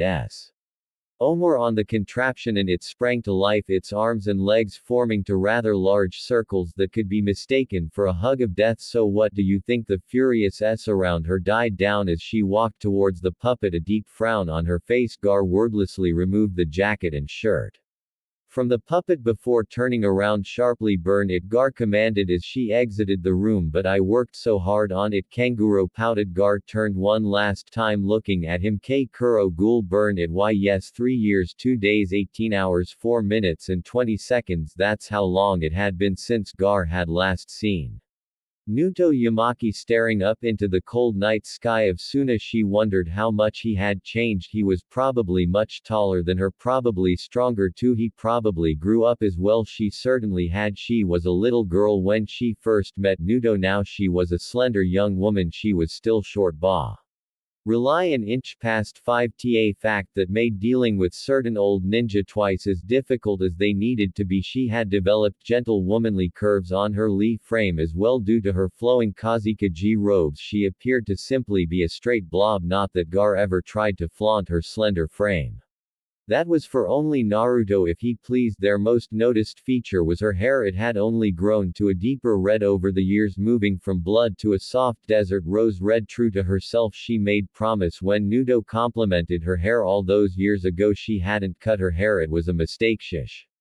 He lived with daily. The dry desert hair made hair frizz out of control. There was a reason why most Suna women kept their hair short, but due to her lack of sleep, Gar had plenty of time to maintain her hair, a ritual that she had begun to enjoy. It was odd caring about something so feminine, but Naruto liked her hair, so she was going to make sure that he still liked her hair when he got back. Right now her hair was done in a long braid that reached the small of her back. However, she commonly wore it over the front of her shoulder. The extra distance made the braid end just below her bosom. She liked to play with it. Her lack of sleep also gave her plenty of time to read the book she had gotten from Kakashi. She knew how to make raiment well now, at least according to Mitsuri. She was Ji's one-time student and one of her few friends. Mitsuri was also the only other person to know about Gaara's other literature, a hobby they both shared. It was truly divine. Any day now, Gar said, twirling her braid. Temari was in Koha at this very moment, preparing for the Tunin exams as well as keeping an eye out for the future Hokage of Koha. She was under express orders to inform the blonde just how desperate Gar was.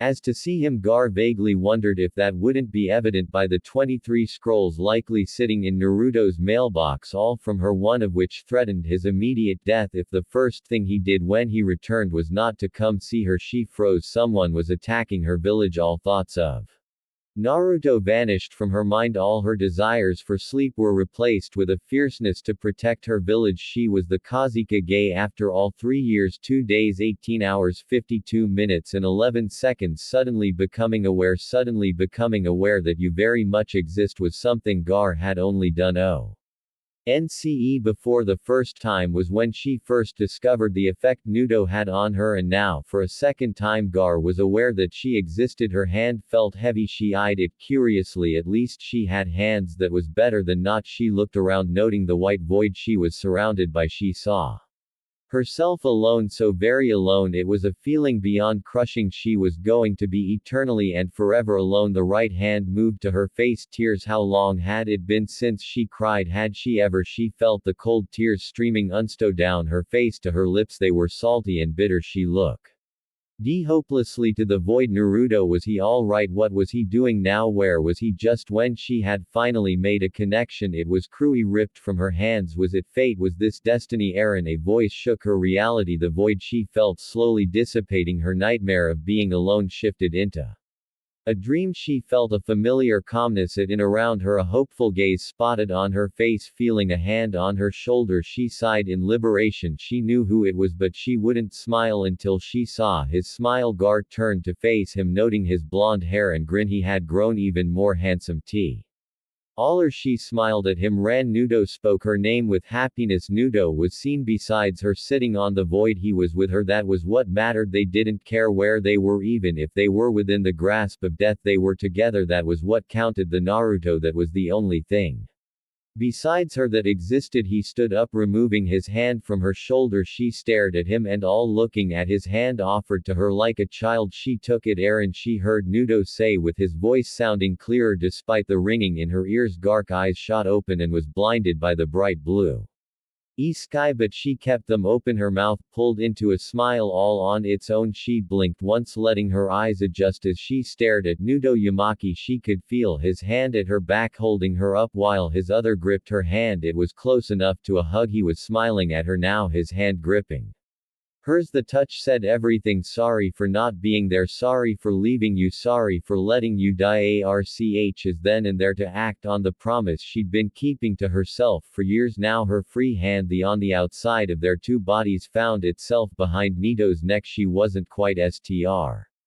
strong enough to pull herself all the way up to him, nor was she strong enough to bring him down to her, so they met in the middle. The greatest sense of existence that Gaara ever felt rushed through her. This wasn't the cute naive kiss of innocence, this was the passion-filled kiss of youth. Their lips were hard and chapped, prickling against one another, but they were oh so soft, oh so perfect. The world fell away from them. She was no longer Kazekage, he was no longer a ninja from a different village. There was no Akatsuki and they weren't ninja. She was Gaara, he was Naruto, and they were together, closed out to E-world. The kiss was a promise of more, a promise of so much more than any words could hope to describe. To Gaara it was a reminder that what she felt for Naruto wasn't just her clinging to the first person to make her feel it was real. The Naruto, it was a confirmation that after all this was over.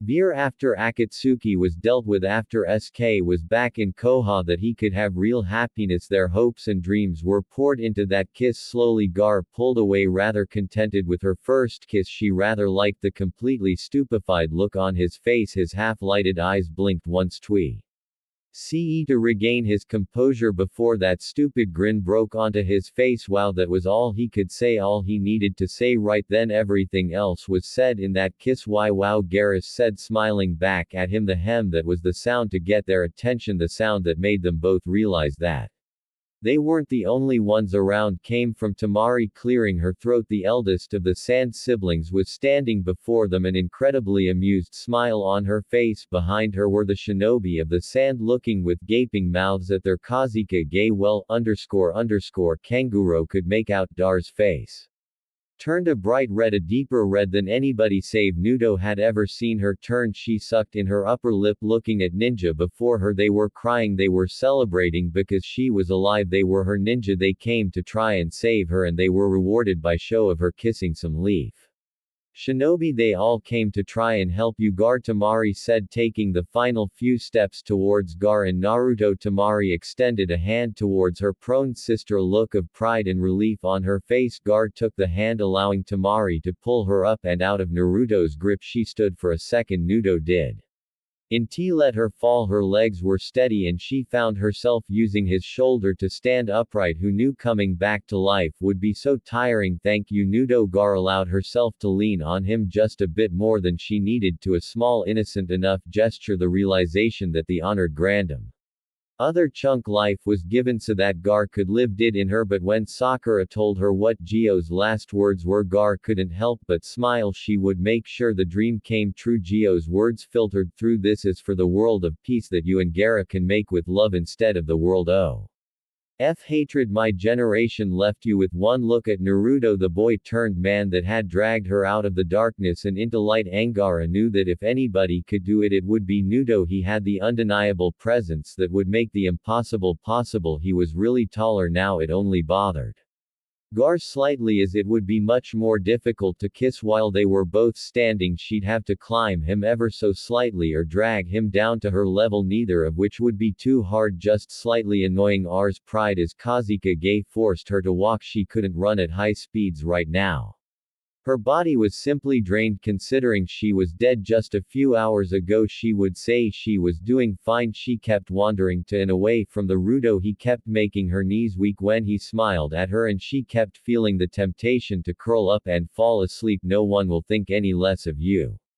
Tamar's voice shocked Gaara out of her half-asleep stupor. Gaara looked at her smiling sister. There was a bit of mirth in her eyes, but there was also happiness. Behind Temari was Mitsuri, making obscene gestures with her hands while pointing at Naruto. Gaara had no idea that you could act out an entire scene from it, Ida, with just your hands. Several other ninja were also smiling at her. Yes, there was mirth. Yes, they were going to tease her, but in each of their eyes were admiration and companionship. Gaara was vaguely wondering if every ninja and Koha and Suna was trying to get her and Naruto together. Aside in defeat and guided herself closer to the blonde ninja. He had saved her twice, now she needed to return that favor in her own Gar way. He smiled as she drew near to him. It was fortunate that it was so easy for her to make him smile. She tugged on his sleeve. Naruto. Gar began, her eyes already drooping. I'm tired. She was vaguely aware of the fact that Naruto had swept her off her feet and was holding her bridal style. Her head lolled as she began to fall asleep. She saw Mitsuri and Sakura giving her a subtle thumbs up. She heard Rock Lee shout about youth. Rest up, Gaara, Wek get you home soon, Naruto said, smiling down at her. For once Gar was quite happy with how small she was. She wouldn't be such a burden to Naruto and he'd be able to carry her for a while. It was relieving. Thank you. And just like that, Gar was asleep in Nutke arms once again. It only took him 3 years. Jerk anytime, Gar. And Naruto smiled down at the sleeping Reddit in his arms. She had become cuter. It seemed like some Reddit sand chipum. She was different and yet the same. There was less shyness in what she did, less innocent curiosity, especially if he thought about that kiss. That kiss was something Naruto wanted to do over and over and over and over again. Nut's mind drifted to the scrolls in his bag. He kept a few of his favorites from Gar, including the one that threatened his immediate death should he not come visit her. It was rather sweet in a murderous psycho kind of way. If you hurt her, I'll kick your ass, Kanguro said as he walked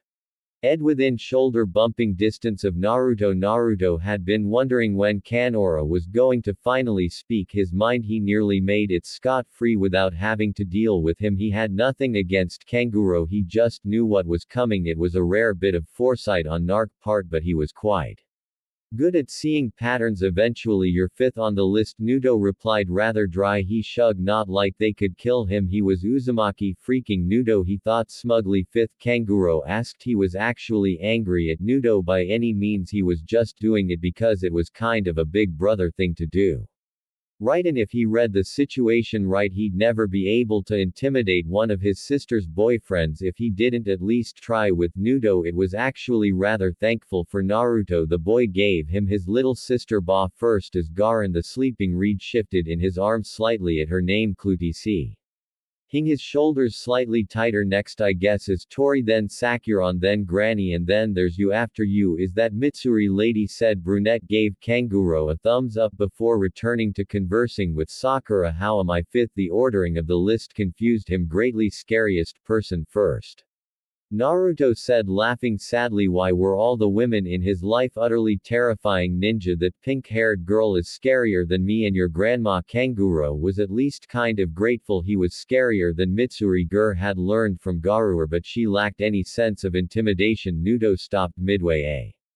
ND turned to Kanguro, who gained a slight shiver at the look from Naruto. She punched the ground and it wasn't ground anymore, Naruto said, facing Kanguro with a disturbed look on his face. She has monster strength now. She got it from Granny. Naruto. Gark tired voice echoed from his arms. Shut up, Naruto did he was told and immediately sucked on his bottom lip. You're so whipped, Kakuro said, laughing. He got about one good chuckle out before he saw a single glare green eye of his sister Bakuro. Gar said, slightly more awake now. Shut up or and kill you, Naruto snorted. Kanguro immediately backed away, wondering why he got the death threat while watching Gar wrap her arms around Naruto's neck and shifting into a more comfortable position. Gar gave Naruto a short kiss on the cheek before snuggling into his shoulder. The answer was simple. Gar was also whipped. Naruto glared at the slowly rising form of Suna's main gate.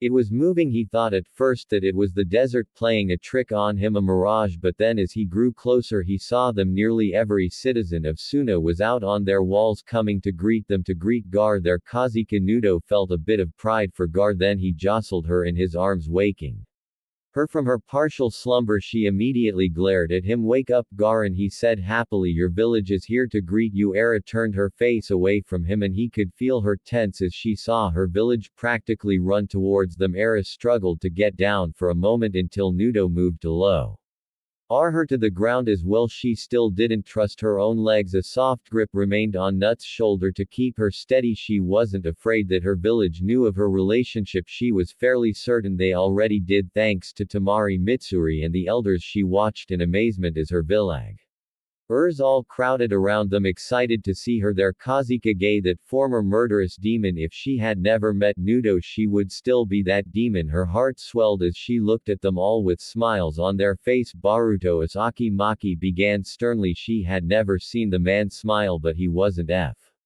Roning, and that was perhaps the closest he would ever offer. Thank you, but I didn't really do anything, Naruto said modestly, completely confused by the sudden gratitude. Gar just looked at Naruto. He really didn't know what he'd done, no idea how many people he affected. It was all thanks to that mysterious gift. He had that mysterious power that made everybody he meets want to believe in him. That was how Nudo would bring about the world of peace. Chio had mentioned Andar would be there when she could. Gark frowned, deepened, glaring at Naruto. This was a soul-crushing amount of disappointment. She had been so looking forward to actually spending time with him, to actually be able to see what changed in him, to kiss him again and again and again, to have another date with him, to have a dozen stupid conversations that were completely meaningless yet end up burned into her more easily than her village's high story. She wanted to sleep with him, to lay down in the soft new bed she bought weeks ago in anticipation for his return. She knew she was being irrational. It made sense. Akatsuki was beginning their operations. The leaf was a likely target they would need, and more than she needed him. Gaara stood up sharply,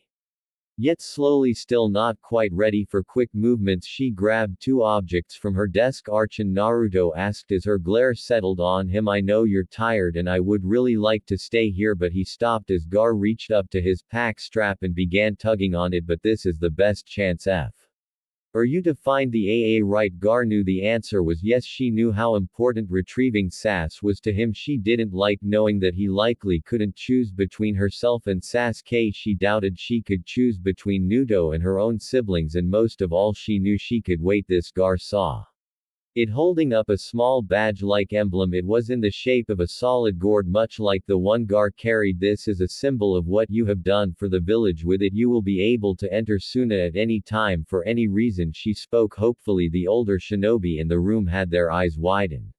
At that unlimited access to another ninja village was unheard of. Even when the Whirlpool village was still up there, ninja were still slightly monitored. When they came to Koha, Nudo found himself spun around as Gar placed a badge in his bag. I'm taking another shirt. Your old one is old. Her tone was one of no nonsense. Naruto could hear the implied in it's too small as well. He vaguely wondered if she still wore his old shirt to bed. That was an image that was forever burned into his mind. He looked forward to seeing Gar in his shirt once again. Sure thing, Gar-chan, Naruto said helplessly and a little bit turned on. Oh, that reminds me, front left pocket, there's something for you. Gar had obtained one of Nutke's shirts, an unfolded crinkled one. The more it smelted like him, the better. She blinked at Nudo. Of course he would be one of those gift-giving freaks for Koha. Hell, he was probably why they were so generous. Era opened the pocket. It was a book. It looked slightly worn out, like somebody had tried to read through it as quickly as possible, but it was new and Gaara knew exactly what it was. She couldn't be seen with that book in her office, not in front of Baka. It was bad enough Tori and Mitsuri knew, but she wanted it bad. Taking Nut's shirt, she wrapped the book up in it in a small neat bundle. Now the book was going to smell like him too. Gar wasn't sure if that was a good thing or a bad thing. Bashi simply looked at her like she had kicked a puppy. And besides, Naro began happily, you shouldn't need me to sleep anymore now that you don't have Shikaku, right? A pin could be heard dropping. Naruto watched as Gark's face shifted from one of embarrassed delight at a gift to one of anger. Tamari's eyes widened. We should get going to Kai Osama's grave, Tamari said quickly. Gar nodded and followed behind her sister. The other ninja began to follow as well. Idiot, Sakura said, punching Nudo in the arm before she joined. Huh, was it something I said? Nudo asked, confused. He looked at Kanguro, who just shook his head. Naruto was the one that upset Gar, therefore it was Nut's problem. It felt good they saw them out of their village. Gar wasn't good with long goodbyes, but at the same time she didn't know when Nudo would return again. I guess I should shake your hand or something, but I'm not really good at those things, so I'll just leave it there. Naruto began stammering, looking away from Garunk's eyes and blushing in Embarrassment era blinked. She had been glaring at Nudo for a while now. She stepped forward with a sigh, her eyes softening as she did so. No handshake, Gar said simply as she wrapped her arms around Nudo. Those with keen eyes noticed her place something in his pocket. Nudo didn't notice, to shock that Gar w.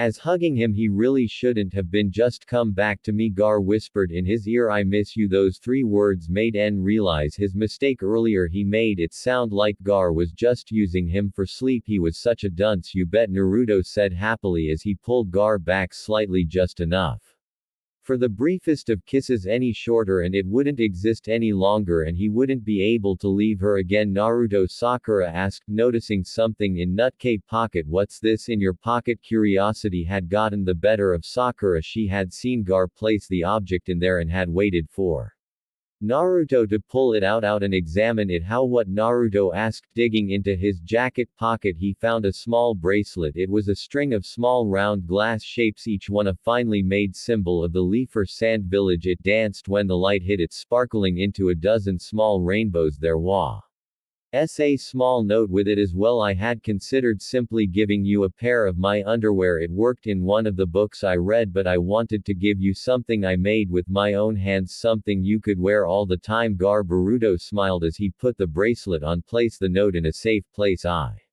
T's a gift from Gaara, Nudo proclaimed happily, a little bit bummed on the underwear part, but this would do till he returned to her, to his love era. Hated snow. It was everything sand wasn't. It was crunchy, not soft. It was wet, not dry. It was cold, not that sand wasn't during the night, but snow was just in.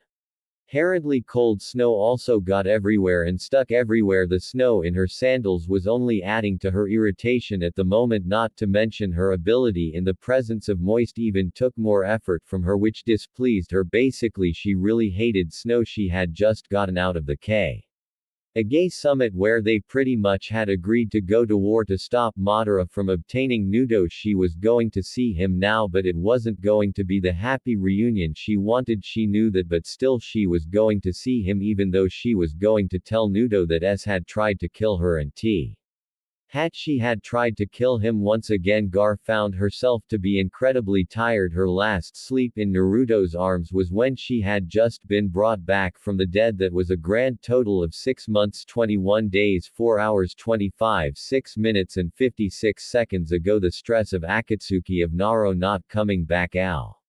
I was eating at her. Even her upgraded Naruto hugging device made out of the new clothing she took from him during their last encounter wasn't helping at all. Naruto was already standing outside in the cold when Gar arrived at his location. She noticed his scowl vanish as soon as his gaze quickly met hers. The simple fact that Gar could make Naruto smile brought her happiness. It reassured her that she wasn't just being selfish and using Nudo, though he would be used as a pillow as soon as there was a moment to breath, which may very well be in the next life. Right now they had something to discuss. Ran Yuto said happily. His eyes basically showed that he was begging for good news. It was unfortunate that Gar did not have any good news to give Naruto. Naruto went to Gar as soon as she was close enough. He quickly enveloped her in an embrace that showed how long he had missed her. She sighed in relief, her stress being in that simple hug they shared. The embrace closed off from the cold snow around them and the eyes of their fellow ninja. The warmth was so nostalgic. She wanted to stay like this for a while, away from everything, but Nudo had to ruin it. What happened at the summit bar? Aside as she broke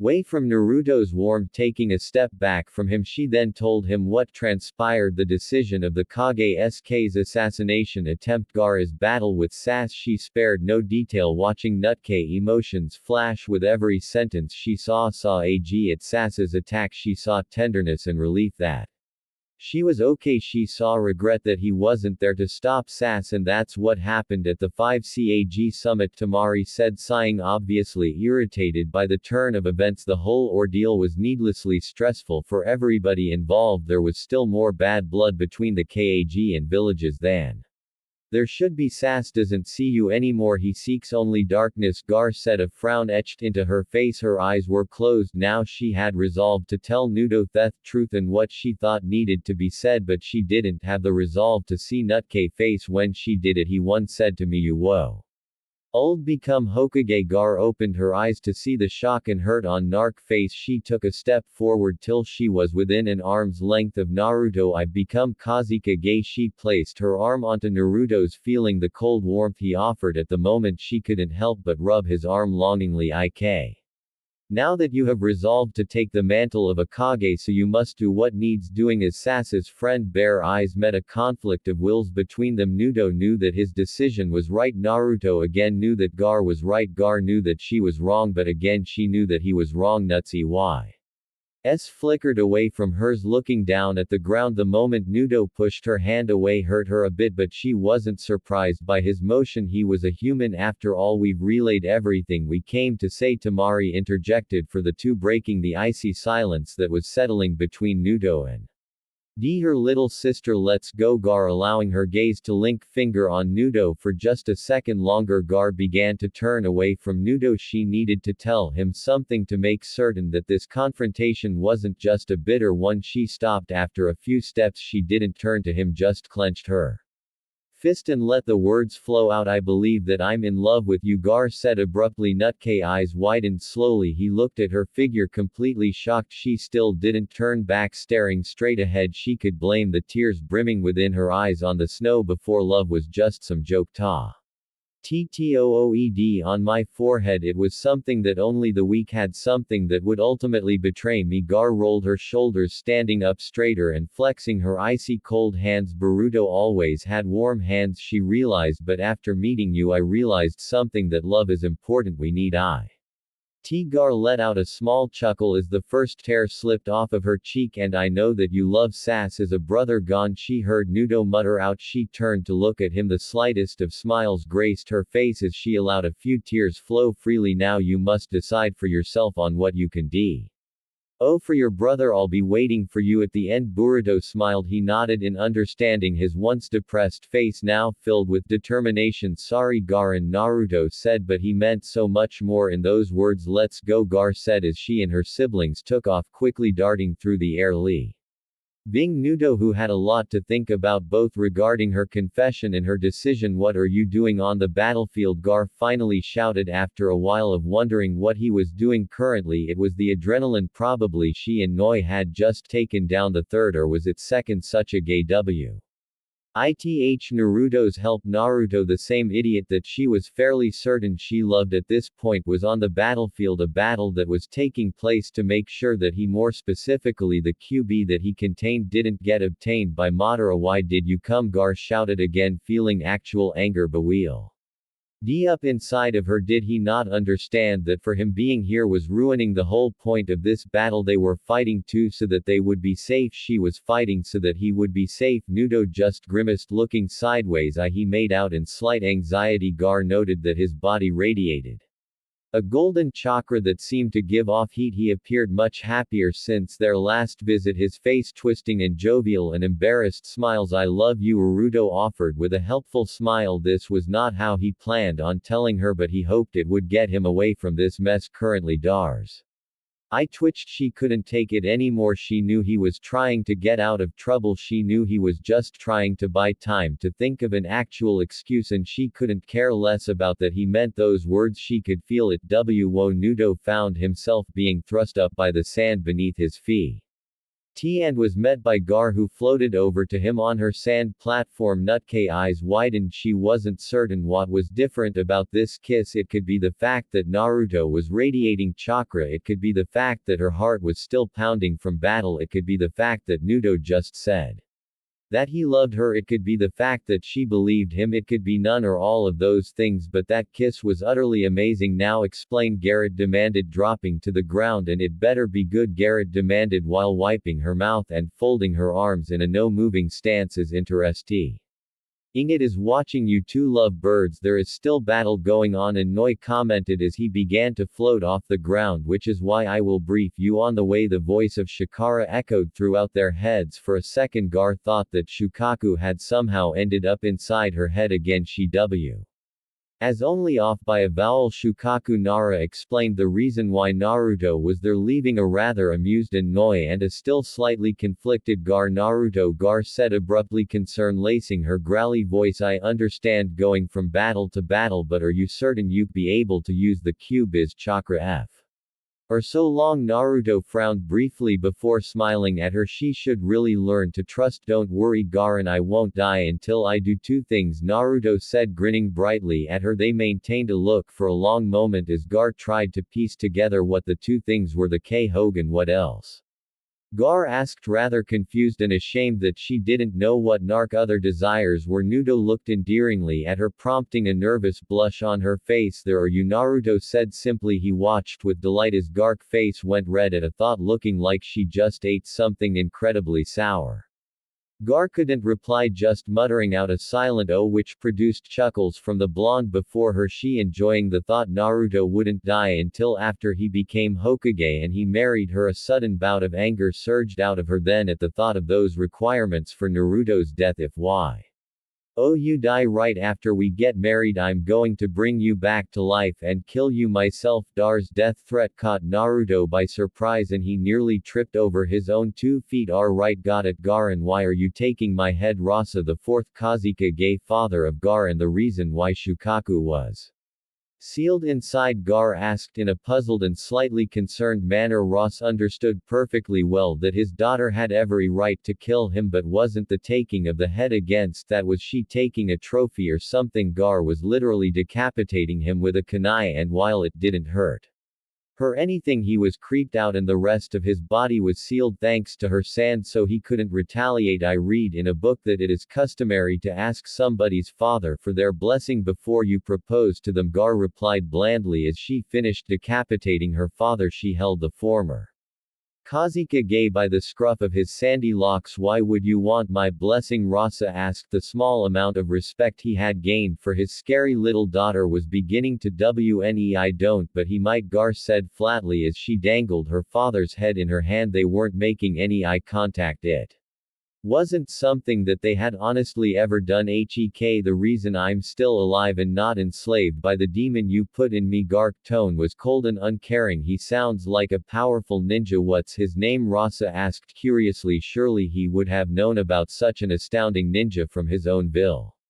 Nudo Yamaki Jiki of the Q and future Hok of Koha, Gar said with a small smile. Rasa's face twisted into a frown. For in Shinobi and from Koha of all places I refuse. There were better times to go over marriage than in the middle of a deadly battlefield against one of the greatest threats known to the world. But then again, Gaara's pessimistic side was telling her that this would her last and only chance to get things such as this settled. Besides, it felt like this was the right moment, with every dead person coming to life and all. She arrived just as a tall blonde man appeared onto the scene in a yellow flash. He looked a lot like Nudo with the exception of the signs of resurrection behind him. Was Naruto being healed by Sakura? Thank you for taking care of my son, Minato said happily, smiling while looked at Sakura. You wouldn't happen to be his girlfriend, would you? Minato asked curiously as he desperately tried to get more information about his son's life before he died. Again, Gar scowled. The title belongs to me, Gar said, walking up from behind Minato, still clutching Rasa's head by the hair. Who are you? Gar asked confused. The man had called Nutke Sundi as Minato Nami Kazi, 4th Hokage of Ko. Rosa said from his resting position while aiming. More importantly, Hyun's my dad, isn't that cool? Garen, Naruto asked happily, allowing Sakura to continue healing him. Gar wasn't too fond of their close proximity. Rather ironic that he sealed a demon and his child as well, Rasa commented with a chuckle.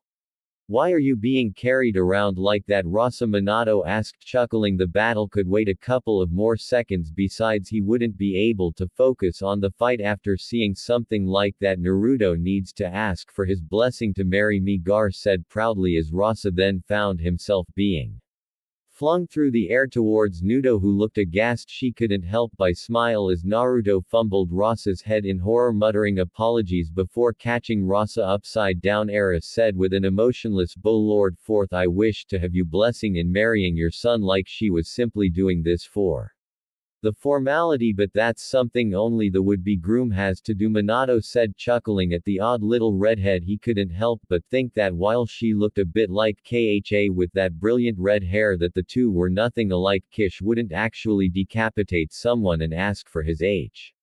And in a weird way, right, bashing the possibilities, he asked, but who are you, or of the desert? Fif Kazika Gay Ofsa, Gar said with a small blush, having embarrassed herself in front of Naruto's father. It was weird talking to people that were supposed to be dead all day. Man smiled at her and placed a hand on Gark's shoulders. Once this is over, take care of my son, okay, Minato said with a bit of happiness making its way out. Now let's buy my son some time to recover, Mato said as he and Gar vanished in a flash and were on the battlefield in an instant. Theo slowly turned Ross's head back up straight. Oh hell.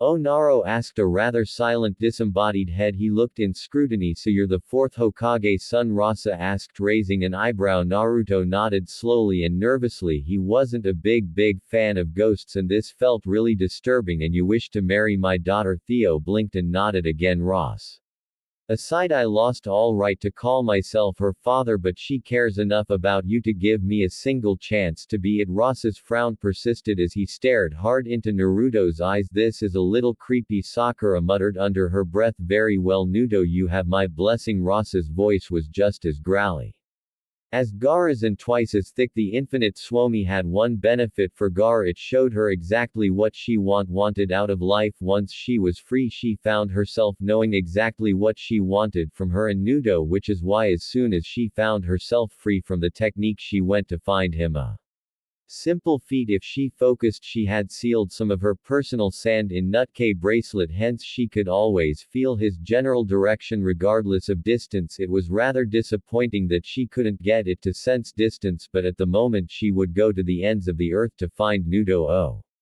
Kanguro said firmly as he wiggled his way out of the same cocking Gar was trapped in moments ago. Me and Tamari will make sure somebody is in charge. Kanguro wasn't going to lead the ninja and her stud. He would delegate that responsibility to somebody else, likely Shikamaru or one of the other Kage. It was too much work. Thank you, brother, Gar said happily as she bolted away on a cloud of sand. She wanted the family that both her and Naruto were denied. She wanted children to watch them grow up the way Naruto and her parents never did. Her could she wanted to have a family with Naruto. That's what her dream in the infinite Swami was. After traveling at max speed for hours, Gar eventually found them. Team 7 limping their way back to the others. Sakura was supporting Sass as they walked onwards, and Kakashi was supporting Naruto. Gis stood on the path in front of them and smiled at Naruto. He had done it much.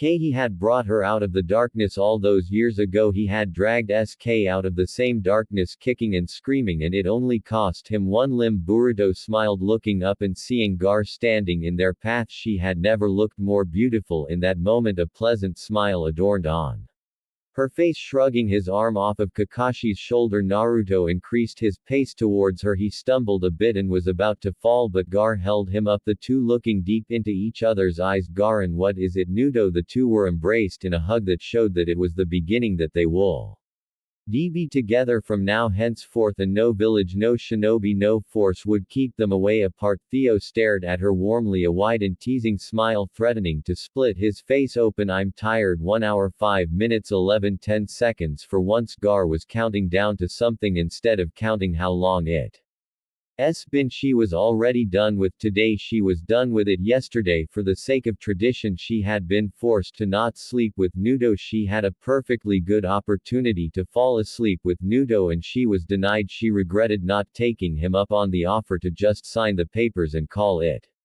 done. She regretted listening to the Dios of the Land of Fire and the Land of Wind saying that they would like to attend an official ceremony, something about strengthening international relationships. Gar smiled. That was all. The event was going to be a meet and greet of powerful people. All 5 of T. He current KAG were gathered in the spot, as well as numerous Dios. BL Gar forced out a choking sound, grunting in irritation as Sakura tightened one of the sashes on her brilliant, pure white dress. The sash was dull blue, signifying her village's colors. It clashed wonderfully with her long red hair that She had allowed to be maneuvered into a cascade of crimson down her back. Sorry Gaara, Sakura apologized, huffing as she continued to fuss with a dress. Why am I the one doing this? Sakura asked, glaring at Temari and Mitsuri, who were just sitting in the corner while Sakura fretted over Gark dress. Dearie, spare. An arched eyebrow, a slight amusement twinkling within her orbs. You are doing a pretty good job from what I'm seeing. Besides, too many cooks boil the soup, right? Mitsuri nodded with a kind smile that sent an apology to Sakura, who groaned at the comment. What a way to exempt yourself. She wasn't paying attention and unconsciously tightened the sash again to G's discomfort and annoyance. Her eyes narrowed as she tried to breathe. Be careful or I'll crumble to sand, Gar weakly warned, adjusting the sashes again, effectively undoing what Sakura had just done. She didn't know why Sakura were putting up such a fuss about this. She already knew that Naruto thought she was beautiful and that he thought she was most beautiful when she was just waking up. Gar didn't want to outdo that with an event that would only happen once. She didn't want a one-time event to be when Nuta thought she was most beautiful. She wanted to be the most beautiful every morning. She wanted to be the most beautiful to him every day. They doing it because Temari is a tomboy, Mitsuri pointed out, trying to placate an infuriated Sakura with a smirk on her face. And I'm colorblind. Temari shrugged at the excuse, not caring to support the argument. Sakura knew it was a excuse, although true, Mitsuri also knew it was It wasn't that she didn't care, she just wasn't cut out for these kind of things. Perhaps during her own wedding she could correct that. I'm wearing white and blue though, Garu said, blinking at her friend. Mitsuri was just being lazy. That does not excuse Temari at all, and besides, isn't Sakura Tomoe? A growl from Sakura and a sudden tug brought a small playful smile on her face. True, Tamar said, relaxing into her chair even further. There's also the fact that if any of us touch the dress, Sakura will snap at us. I will not. Sakura snapped at them. Just someone come over here and hold this bit. Mitsuri stood up and wearily grabbed a piece of cloth Sakura had designated. Era frowned, feeling her clothing suddenly shift in an unexpected way. Why is there so much sand? Sakura whined while she continued to work on the dress. A tug here, a tug there. Damn it, Mitsuri, you're doing that wrong. Give it here. Gari snorted. See, told you. She laughed, swirling the drink in her hand. She'd been of drinking age for 3 months and she was already a bit of a weno, and she's called Gar of the desert for a reason. Sakura, but sir, Gar muttered grumpily as Sakura continued to huff and puff about the dress. Weren't weddings supposed to be happy events? Why was Sakura getting so stressed out about it? All right, Sakura loved stress. Yes, Gar, Mitsuri asked, already knowing what Gar was going to ask. She had been making the same demand nearly every 15 minutes. Mitsuri couldn't help but let some of the annoyance slip into her tone. Oh, tell Naruto I'm tired, Gar said, wincing as Sakura adjusted her dress for the nth time. He says he knows. Mitsuri, Temari and Sakura all echoed instantly, dry expressions on their faces. None of you left though. Gar pointed, looking around the room with what could be considered a pout. You've had all of us. Go tell him that at least once, Temari said, sighing. Besides, it's almost time to get started, Gar grumbled in response, allowing Sakura to position her arms once again. My feet hurt, Gar complained simply. Hold still, Gar, I'm not done. Sakura finally snapped at the bride. Sakura, if you don't stop, I'm going to walk out there naked. Gar's tone left little room for argument and Sakura backed away instantly. She would certainly do it. It'd be rather funny watching the world leaders gawk as she walked down the aisle.